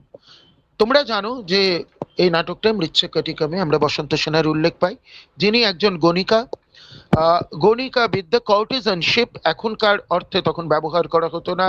নাচ গান, মানুষকে এন্টাইজ করা, অ্যাট্রাক্ট করা, সুন্দর করে সাজা, নিজেকে প্রেজেন্ট করা, সুন্দর করে কথা বলা এবং তার সাথে কাম কলার বিভিন্ন আর্ট, এই সব কিছু একটা বিদ্যা হিসেবে পরিগণিত হতো, যেটাকে বৈশিকম বলা হয়। যেখান থেকে বেশ্যা, বেশ্যা দ্বারা বেশ্যায়া প্র্যাকটিসড যে বিদ্যা সেটা বৈশিকম। এটার ট্রান্সলেশন নিয়ে কিরম সমস্যা হয় এটা একটা দেখবো। আর একটা হচ্ছে অগ্নিম প্রবিষ্টা। এই যে তিনি আগুনে প্রবেশ করে গেলেন, এটা কি স্বেচ্ছায় তিনি প্রবেশ করলেন? সেরাম কাস্টম ছিল? তিনি কি আত্মকুতি দিলেন, নাকি তিনি মারা যাবার পর তাকে দাহ করা? আমরা তিনটে অনুবাদের দিকে চোখ রাখবো। মৃচ্ছকটিকমের প্রথম অনুবাদ হোরেস হাইম্যান করছে 1826। সেই সময়কার ওরিয়েন্টালিস্টদের করা সংস্কৃত গ্রন্থের অনুবাদের মধ্যে এটা পড়ে। তিনি কি করছেন দেখুন। He is well versed in Rig Veda and Sama Vedas, in mathematical sciences. বৈশিকী হয়ে যাচ্ছে ইন দ্য এলিগেন্ট আর্টস। মনে রাখতে হবে ভিক্টোরিয়ান যুগ সবে শেষ হয়েছে। ভিক্টোরিয়ান মোরালিটি, ভিক্টোরিয়ান নৈতিকতা, যেখানে সেক্সুয়ালিটিকে অত্যন্ত সন্দেহের চোখে দেখা হয়, সেটা ভারতীয় সমাজে পুরো দস্তুর প্রবেশ করেছে। সেখানে বৈশিকী কথাটার সঠিক অনুবাদ করা তার কাছে একটা কালচারাল ব্যারিয়ার সৃষ্টি হচ্ছে। তিনি একটা মাঝপথে ইভেসিভ অ্যাকশন নিয়ে করছেন। In the elegant arts and the management of the elephants, by the favor of Shiva he enjoyed eyes uninvaded by darkness and beheld his son seated on the throne. After performing the exalted Ashwamedha, having attained the age of 100 years and 10 days, he entered fatal fire. আপনারা যদি কখনো হেমেন উইলসনের অনুবাদ দেখেন, দেখবেন এর নিচে প্রায় আধ পাতা জোড়া একখানা ফুটনোট, যেখানে উনি লিখছেন কিভাবে প্রাচীন ভারতীয়দের ভেতর স্বেচ্ছায় আত্মহুতি, অগ্নিতে প্রবেশ করার একটা কাস্টম ছিল, তারা কিভাবে ইউরোপে এসেছিল। অর্থাৎ তার অডিয়েন্স একটা ইউরোপিয়ান অডিয়েন্স, যাদের মোরালিটির সঙ্গে প্রাচীন ভারতের মোরালিটির একটা বিরোধ হতে পারে, সেটা তিনি মাথায় রাখছেন। আর্থার উইলিয়াম রাইডার, তিনি নাটকটা অনুবাদ করছেন অভিনয়ের জন্য, পাঠকের জন্য নয়। তাই সেক্ষেত্রে আবার তার ফর্ম পাল্টে যাচ্ছে। দেখুন, তিনি কবিতায়, কাব্যে অনুবাদ করছেন, অন্তমিলে অনুবাদ করছেন। The Samaveda, the Rig Veda too, the science mathematical he knew, the arts wherein fair courtesans excel, এখানে বৈশিকিটা উনি তাও একটু রেফারেন্স দিয়েছেন। And all the lord of elephants as well, through Shiva's grace his eye was never dim, he saw his son a king in place of him, the difficult hard sacrifice he tried, successfully entered the fiery tide, 100 years and 10 days old he died। অভিনয়ের জন্য উৎকৃষ্ট। এবং উনি formal equivalence করছেন, কেননা শূদ্রকেরটা কাব্যে লেখা, ছন্দ অলঙ্কারের ছন্দের নিয়ম কানুন মেনে। উনি ওনার মতো করে একটা একটা ট্রোকাইক একটা ছন্দে এটাকে আনার চেষ্টা করছে।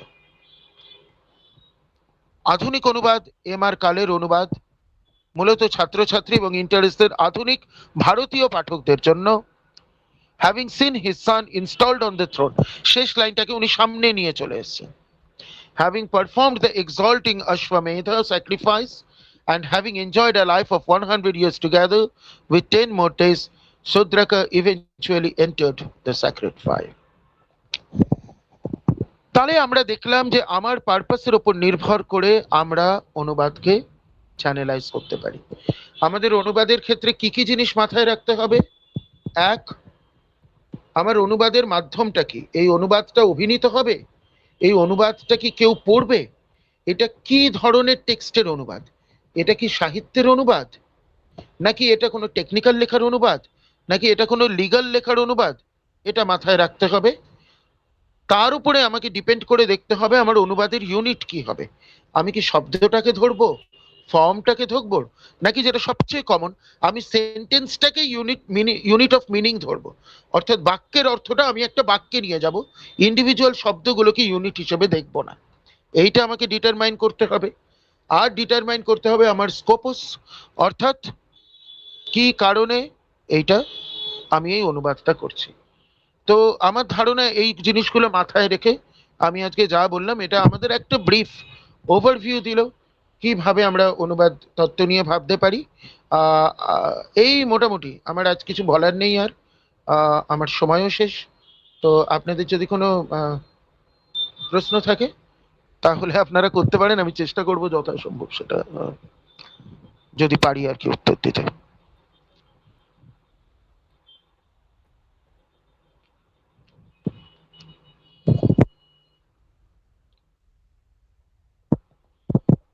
আর কারোর যদি কিছু প্রশ্ন না জিজ্ঞাসা থাকলে থাকে, কারোর যদি কিছু জিজ্ঞাসা থাকে তাহলে কাইন্ডলি মাইকটা অন করে জেনে নেবেন।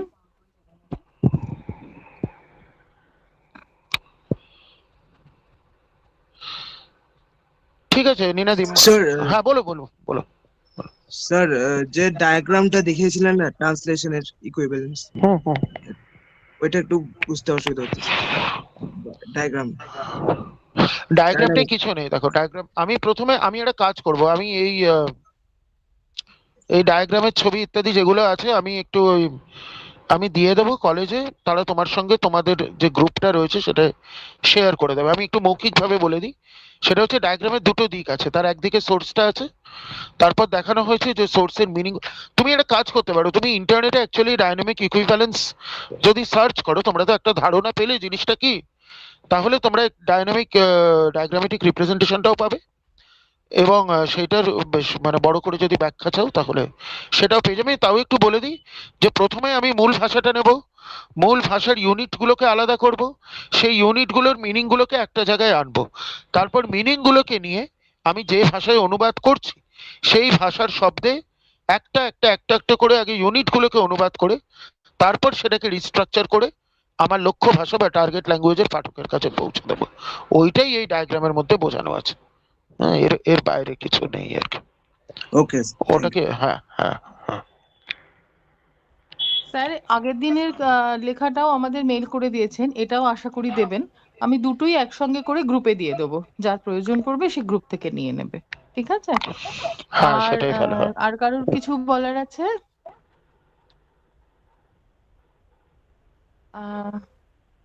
আর যদি কারোর কিছু বলার না থাকে, স্যার অনেকক্ষণ ধরে বলছেন, সবে কলেজ থেকে ফিরেছেন, স্যারকে তাহলে আমরা ছেড়ে দেবো। অনেক ধন্যবাদ অরিকতম। আহ এই হ্যাঁ, অল্প থ্যাংক ইউ নীরাজ, সময়ের থ্যাংক ইউ, মধ্যে থ্যাংক ইউ। যেভাবে যেভাবে আপনি এসে আমাদের ছাত্রছাত্রীদের এনরিচ করলেন, সেটা নিয়ে মানে ধন্যবাদ দেওয়াটাও খুব মানে ছোট করা হবে আর কিছু, খুব খারাপ মানে বাজেভাবে বলা হবে।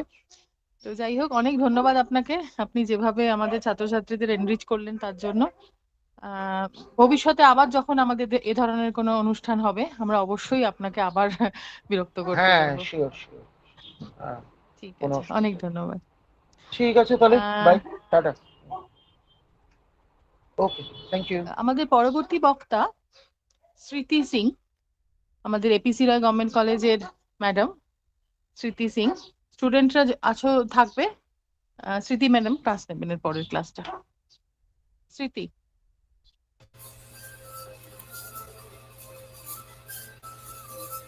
Good evening, ma'am, and good evening, everybody. Good I hope evening. I'm audible. I hope I'm audible. Can you hear me, ma'am? Can the students hear me? Yes, ma'am. Yes, ma'am. Audible. Yeah, I'm sorry about the poor quality of the video. Something has got into the camera, but I think that is not material. That is not important. Firstly, I would like to thank Meena ma'am for giving me this opportunity to, present on a topic that is so close to my heart. I hope I'll be able to do justice to this thing. So let's start. Here, what I'm going to present is some aspects of verbal communication. Like, I would like to start with what speech is. For this purpose, I'd like to present my screen. Um,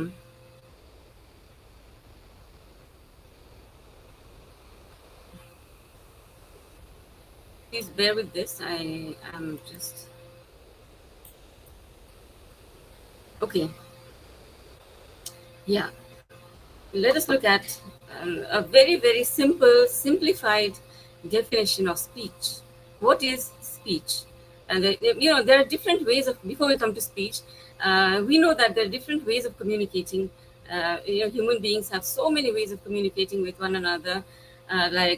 There's they communicate. We communicate through actions, gestures. We communicate through the language of our eyes.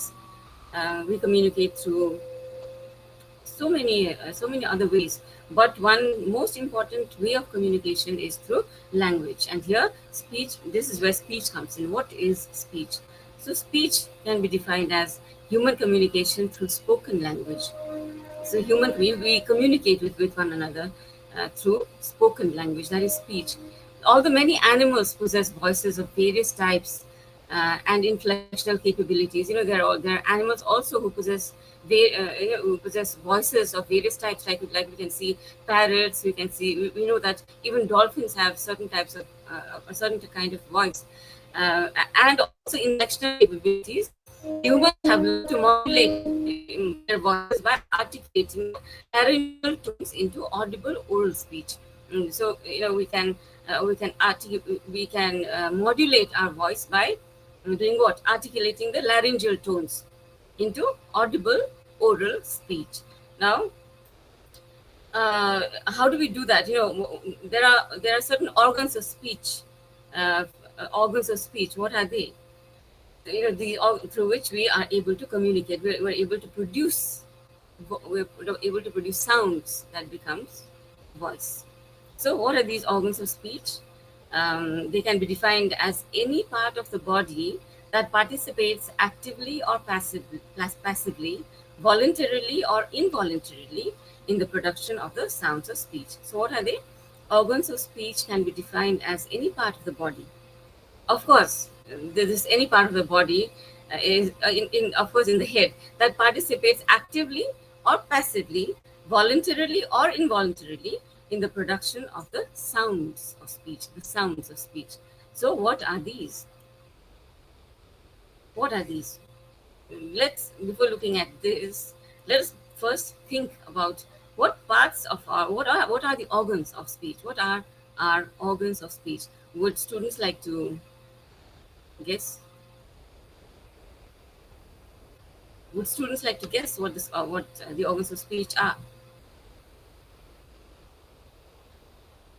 any part of the body that participates in the production of sounds of speech. Anyway, they are the lips. We can very well imagine what would happen if we did not have lips. It's the tongue. What would happen if the tongue was not there? The alveolar ridge, the teeth. Alveolar ridge, well, later on I'm going to share a diagram where you will know where you will know exactly what is the alveolar ridge. This comes between the palate and the palate and the teeth. Okay, and the teeth. We've seen how children who have yet to grow their teeth speak. Okay, the teeth. That's called lisping. And then there's the hard palate, the velum, uvula, and the glottis. Now have a look at this diagram where you have the lips, the oral cavity, that's the mouth, the tongue, the tip of the tongue, the front, back, and the root of the tongue, the teeth, the nostrils, the nasal cavity. Look at the alveolar ridge. What is this? This is the teeth, and this is the hard palate. Before the hard palate, in between the teeth and the hard palate, if you roll your tongue up behind the teeth, then there's a ridge over there. You can try and do that. That's called the alveolar ridge. And then there's the velum, which is called the soft palate, which is if you take your tongue backwards, up and back, the soft part, that is called the soft palate. And if you open your mouth wide, you'll see something hanging from the back of the mouth. That's called the uvula. Then there's the epiglottis. Okay, I hope this is clear to you. Looking at that in a little detail, let us look at that. You can pay your attention to this. Lips. What are they? The lips as an organ of speech create two different sounds, which are mainly the labial, the bilabial, and labiodental consonant sounds. I'll come to these later, but what I'm emphasizing here is the importance of lips in producing sounds. Thus, both the upper lips and the lower lips are considered important apparatus in producing a speech sound, right? Then we have the teeth. Just like the lips, the teeth as one of the organs of speech are important. Both the upper teeth and the lower teeth are used in producing sounds like dental and labiodental consonant sounds. Dental meaning when sounds are produced through the teeth, and labiodental when the lip, one of the lips and the teeth are used to produce sounds, right? Then we have the tongue. The tongue is considered the most important apparatus of the organs of speech. So the tongue is divided into 5 parts. Look at that. The tip of the tongue. Let me make it easier for you. There. The tongue. Okay, the leaf blades, that is the sides of the tongue, the blade, the front of the tongue that comes right behind the tip, then back of the tongue, and the root of the tongue. All these 5 parts are extremely important in producing sounds of different kinds. So the tongue is effective in moving in different directions or shapes in order to make speech sounds. Okay, it is effective in moving in different directions or shapes in order to make speech sounds. I hope this is clear to you. Then we have the alveolar ridge. This is between the upper front teeth and the hard palate.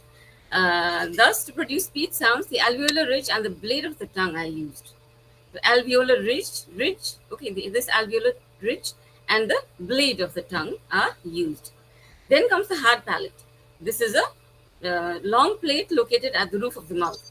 And so, as I've already told you, if you roll your tongue upwards, you can feel that the roof of the mouth. The interaction between the hard palate and the tongue is necessary for the production of certain sounds. Okay, what are those sounds? They are d. You can try it yourselves. How do you produce the sound d, t, and y? Right. Then we have the pharynx. This helps maintain the vocal structure. The pharynx helps maintain the vocal structure. And then you have the uvula. This uvula, that little thing that hangs from behind your mouth. This helps prevent air from escaping through the nose while producing certain sounds. All right. Then I hope this is clear to you. Is that clear? Yes, ma'am. Yes. Yeah. Yes, ma'am. Thank you. So here then, Professor Aniruddha has already told you about vowels and consonants. What are vowels and what are consonants? How many vowels and how many consonants there are? I will not repeat that.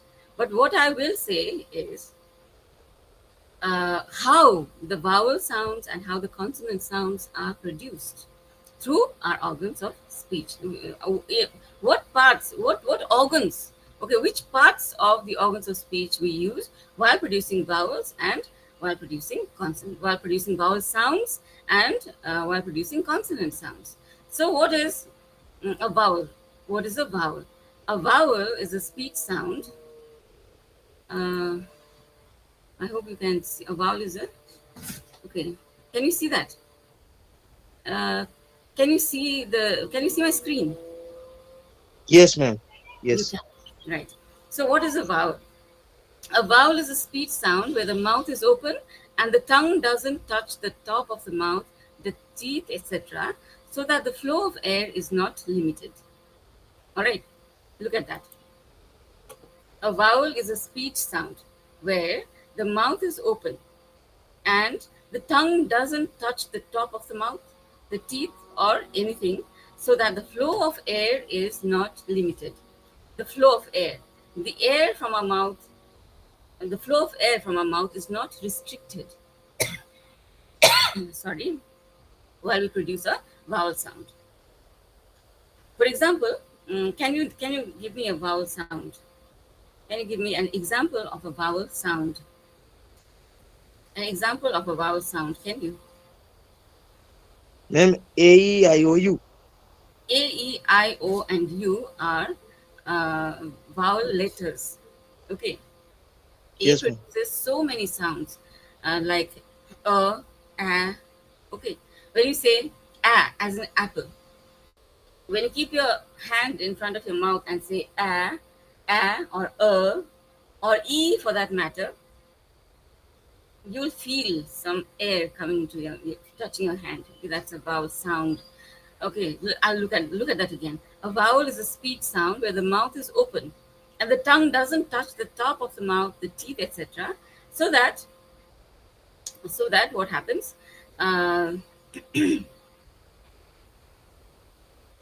So that the flow of air is not limited, right? A vowel is a sound made by blowing air out of the mouth without closing your mouth or teeth. So what is a vowel sound? It is a sound made by blowing air out of the mouth without closing your mouth or teeth. It's a very clear, simple definition of a vowel.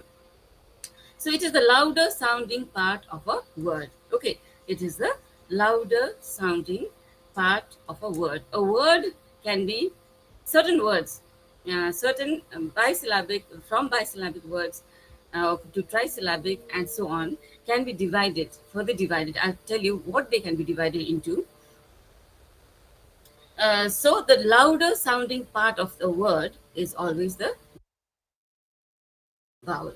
All right. So a vowel is any sound with no audible noise produced by in the vocal tract. Okay. So what's a vowel sound? It is an audible noise produced by a vowel is any sound with no audible noise produced by constriction in the vocal tract. Constriction meaning when two of the organs of speech meet. For example, when the tip of the tongue touches the teeth, there's a constriction produced. When you pronounce a vowel sound, when you produce a vowel sound, this constriction is not produced. Okay. So a vowel is any sound with no audible noise produced by constriction in the vocal tract. And a consonant is a sound with audible noise produced by a constriction. So do you see the difference between vowel and consonant? So vowel, no audible sound is produced by constriction in the vocal tract. Whereas when you produce a consonant sound, there is an audible noise produced by a constriction. Got it? I hope that is clear. So what is a consonant then? A consonant is a sound that is produced by blocking air from flowing out of the mouth with the teeth, tongue, lips, or palate. Okay, like any consonant sound, like l. When you say the sound of L is l, all right, l. A consonant is a sound that is produced by blocking air from flowing out of the mouth. For example, when you say l, what happens? The tip of your tongue touches the alveolar ridge. L, l. So the passage of air is blocked by the tongue and the alveolar ridge touching. In the same way, when you produce the sound b, what happens? The lips touch b, b, right? But then when we produce another consonant sound k, k, what happens? Which parts touch? Can you tell me? When we say k, say k and tell me. Can you say k and tell me what parts of what parts of our organs of speech touch when we say k? Ma'am, tongue. Tongue. Which part of the tongue? Which part of the tongue? Ma'am, lower portion. The back of the tongue. The back of the tongue touches the soft palate. Okay. So consonants may come alone or in clusters, but have to be connected to a vowel to form a syllable. Okay. Consonants may come alone or in clusters or in groups, but they have to be connected to a vowel to form a syllable. Now,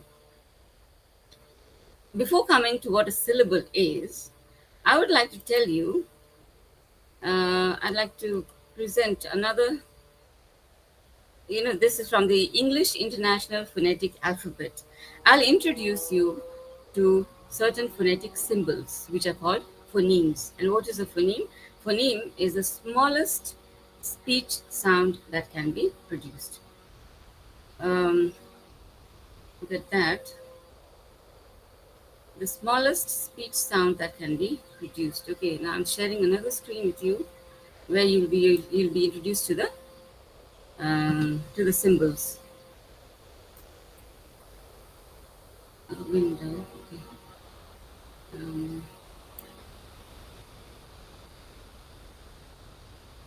There. Can you see? Yes, ma'am.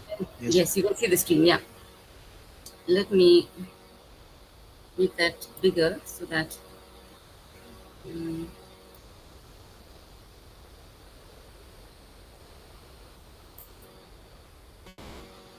Okay. Can you see it clearly?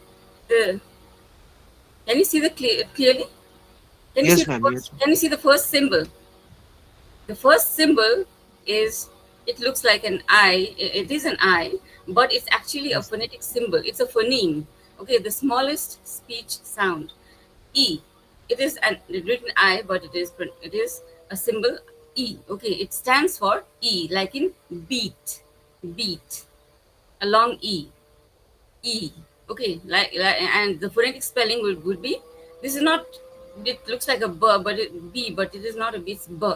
B, E, T. Beat. B-E-A-T. Beat will be written this way. B, E, T. And the phonetic symbol, this E over here, I hope it is big enough for you to see. Look at the difference between beat and bit. Beat, bit. Okay, this is a smaller E, isn't it? This is how it is written, like a capital I. B, E, T, bit. Here you have A. It's written as E, but it is a symbol. This is not an alphabet, it's a symbol. A, bait, long A. Okay, B-A-I-T, bait. This is the word bait, and this is the phonetic spelling B-A-T, bait.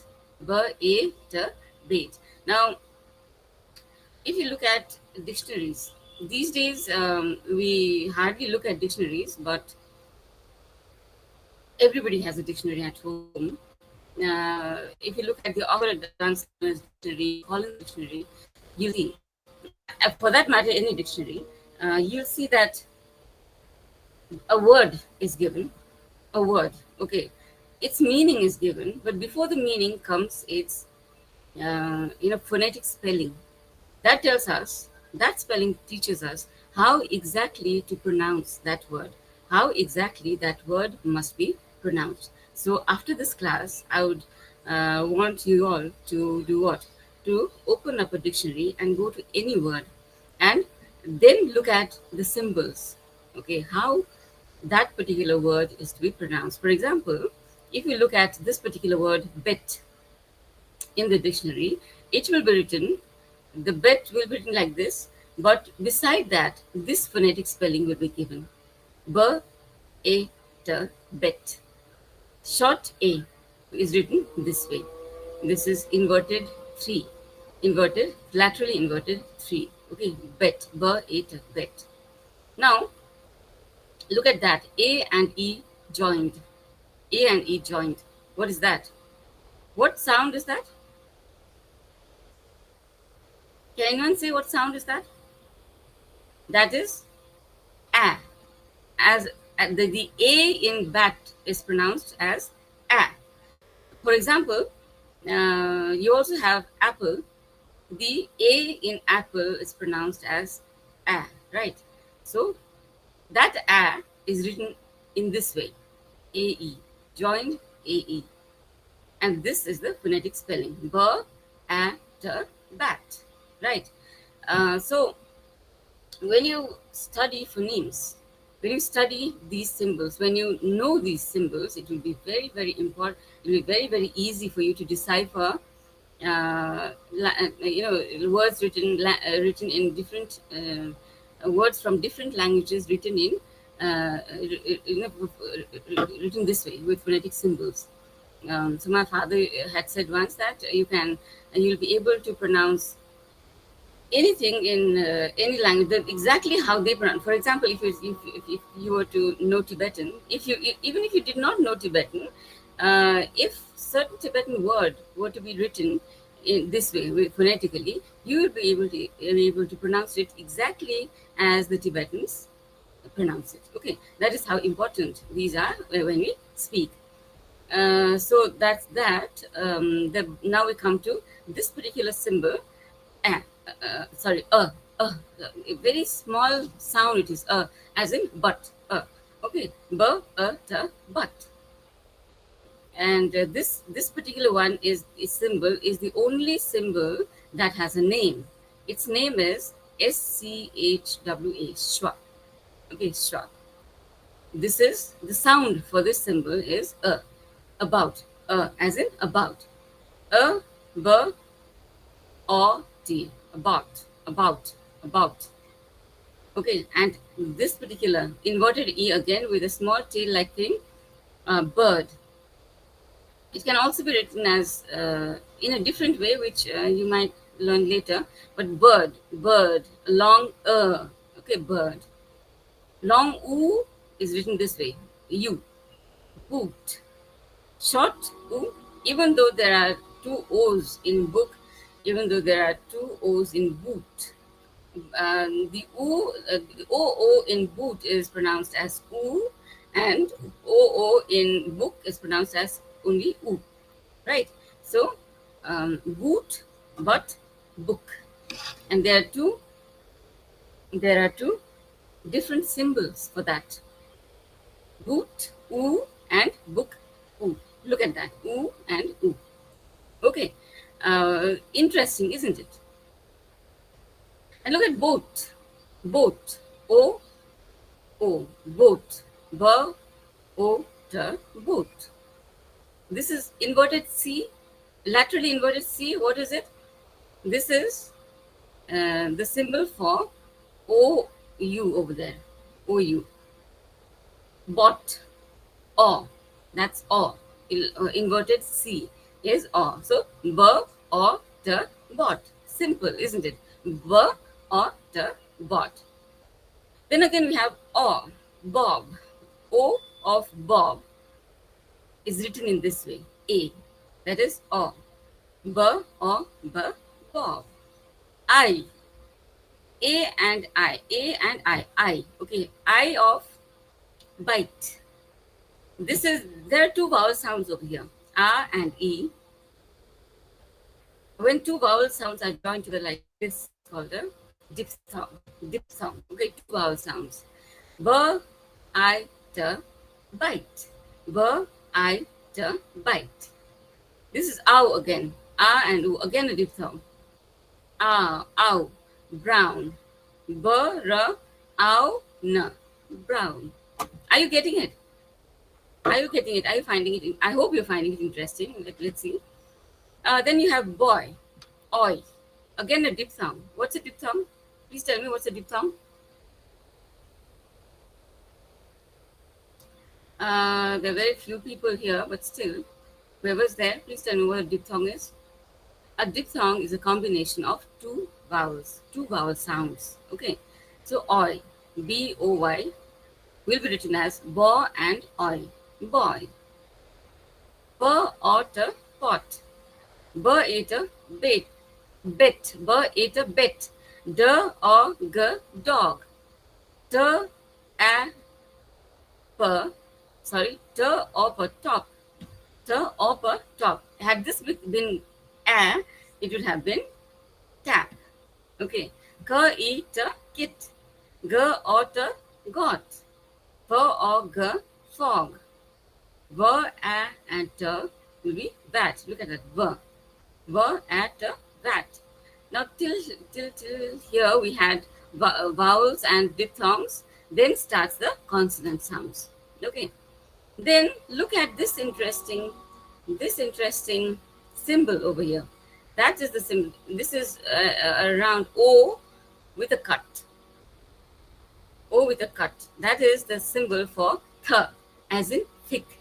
Th, e, k, thick. Okay. Th, e, k, thick. Look at the symbols. If you are interested in them, you can. I'll share this with you also that you can.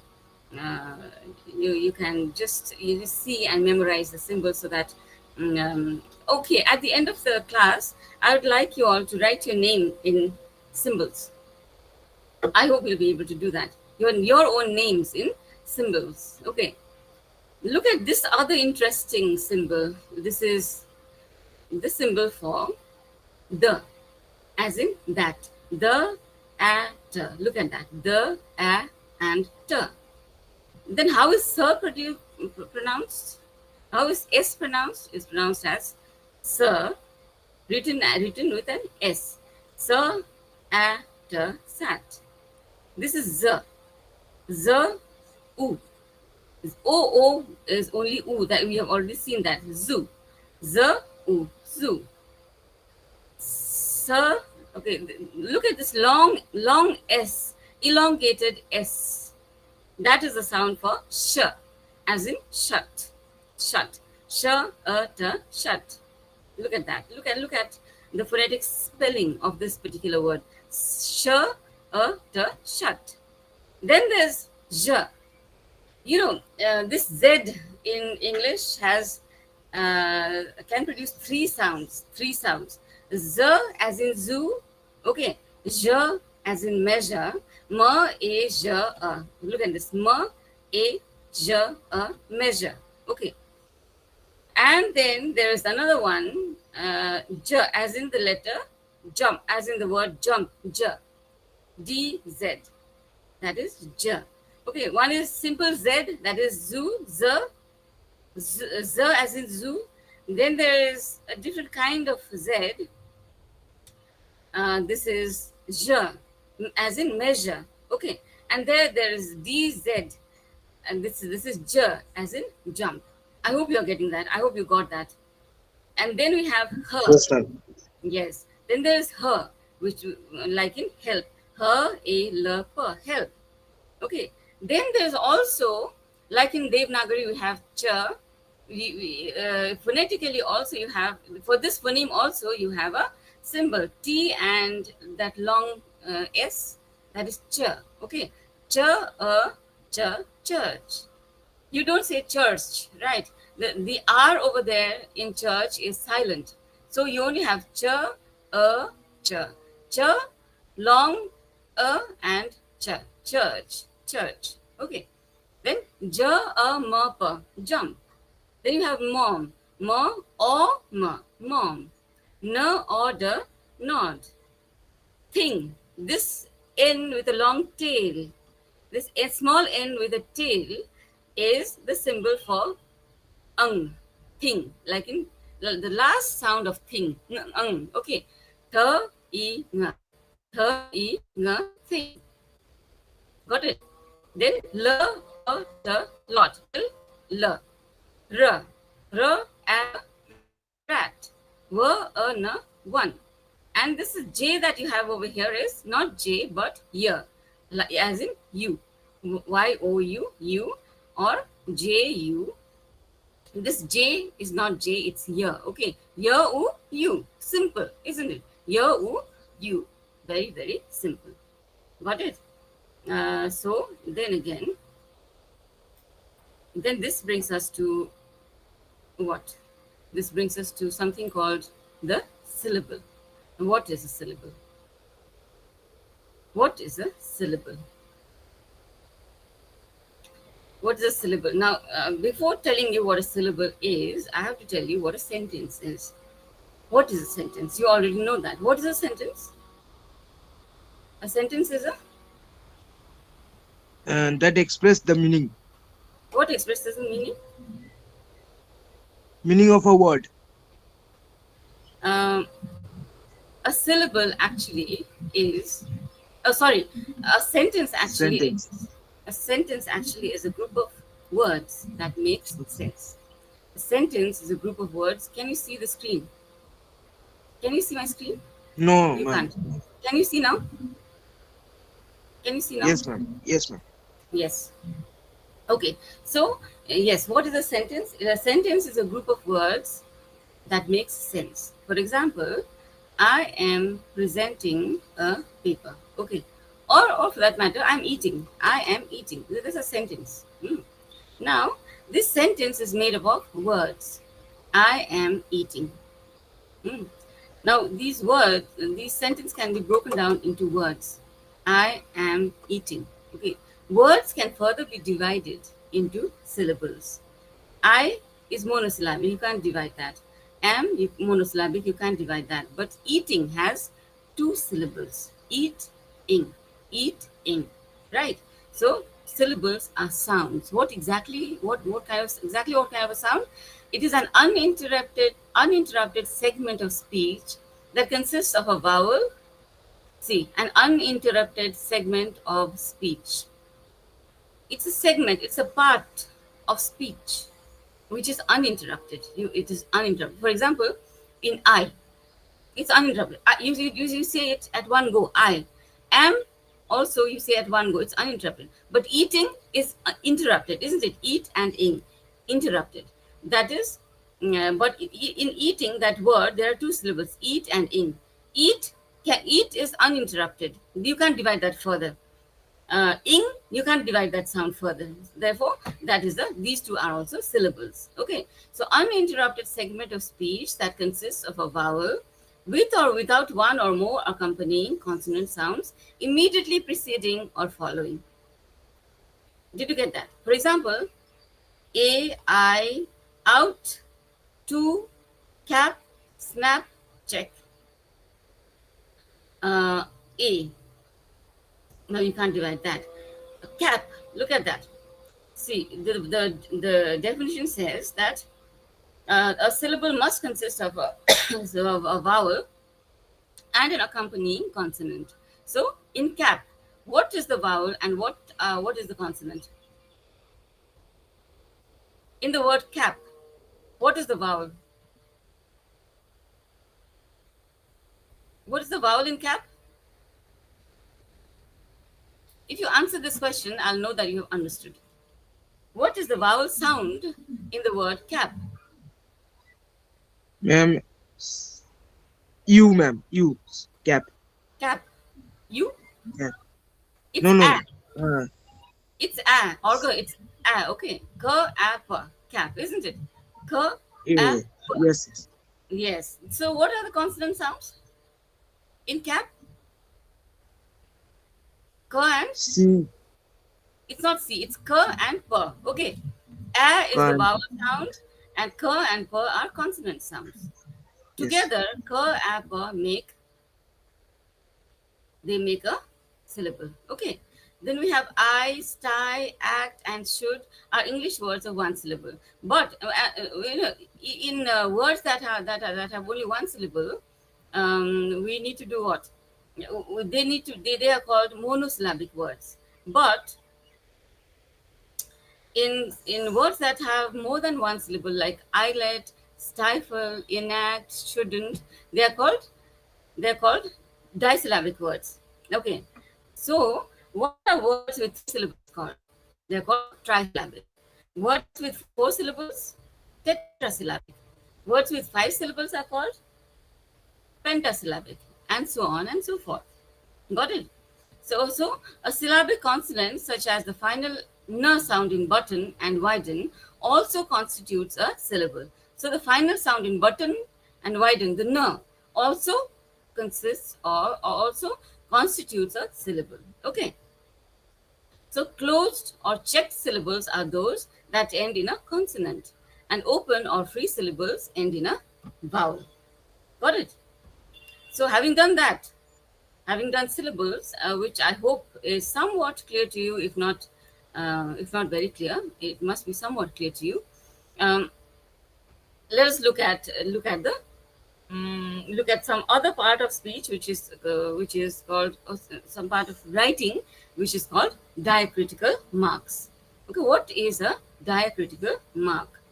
So it is any mark, shape, stroke, or sign added or attached to a letter for a particular reason. For example, when you see the word precis written Precis, Precis, above E, there's a small mark given above E. Okay, that tells us that small mark is telling us that that E has to be pronounced as A. Okay, that is what is meant by attached to a letter for a particular reason. What is the reason? The reason is nothing but the reasons of pronunciation. So that word, that particular letter above or below or beside which that particular mark is given, is called a diacritical mark. Okay, diacritical mark, and it is given for a particular reason. And what is the reason? The reason is that of pronunciation. So the specific reason behind the usage of a particular diacritical mark will depend on the mark itself, and often which language it is used in. So some reasons that diacritical marks might be used include indicating which syllable of a word should be stressed, if a word is long or short, or to separate one word from another that has an identical spelling and or pronunciation. Okay, now what exactly is a diacritical mark? Let me share this with you again. What exactly is a diacritical mark? Okay, I hope you can see this. Yes, ma'am. Yeah, the examples of diacritical mark. Okay. When writing in English, one may encounter loan words or foreign language words that do make use of many different kinds of diacritical marks. Okay, so the Devanagari script these days is the most commonly used script for writing Sanskrit. It has enough symbols to represent every sound of a language. Like, a line over a vowel lengthens it to twice the length of the short form. Like, if the small line is written above A, that A will be pronounced as A. Okay, A. If this line is written given above I, it will be pronounced as E and not just E. Above U, it will be pronounced as U. Okay, if this particular if this small dot is given below R is a vowel. Try saying an R without touching the tongue to any part of the mouth. R. M is a pure nasal. This is not M, this is M. Okay. N is pronounced with the tongue in the position it is when you say K and G. That is guttural. N is a palatal and rather than the in canyon. See, canyon. When this N is pronounced as canyon, near. This mark is given above N. Got it? So the letters that have dots underneath them, other than the M and H, are what we call retroflex, produced with the tongue turned up to touch the upper palate. Okay. So in the same way, H echoes the preceding vowel after an H sound. So namah, namaha. And sa and S with a mark above it and S with a dot below it in English is pronounced as sha. There's a difference, but you can get away. Okay, this thing says you can get away with that. Okay, then there are several other examples which we can always do away with. So this is it. This is for the diacritical marks. So what did we see? What all did we see? Let me present again. What all did we see in this short lecture? We saw what is speech. Then we came to what the various organs of speech are. The various organs of speech.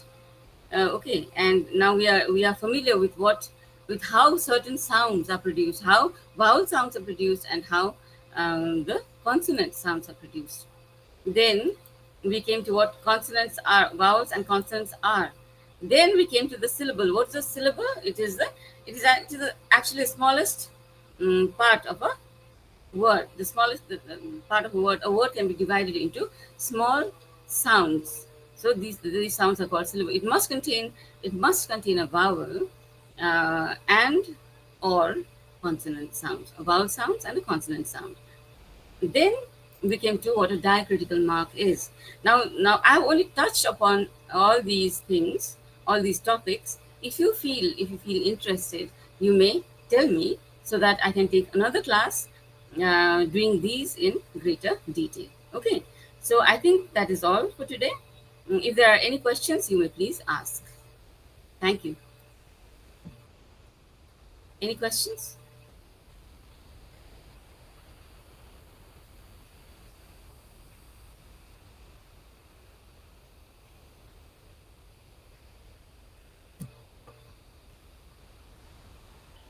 কারোর যদি কোনো প্রশ্ন থাকে করে নিতে পারো ম্যামকে।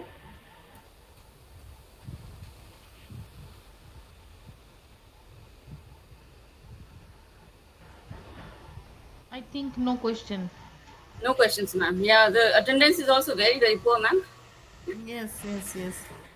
Yeah. And anyway, thank you very much, ma'am. Thank you very much sweetie. एक बार मतलब ये Thank you प्रोग्राम very अगर आप लोग इतना हेल्प नहीं करते तो मेरे से तो नहीं होता, इसीलिए thanks a lot. Thanks again. My pleasure, ma'am. कल हम लोग फिर मिलेंगे। Okay. कल हम Yes, लोगों ma'am. का और एक सेशन है। जी.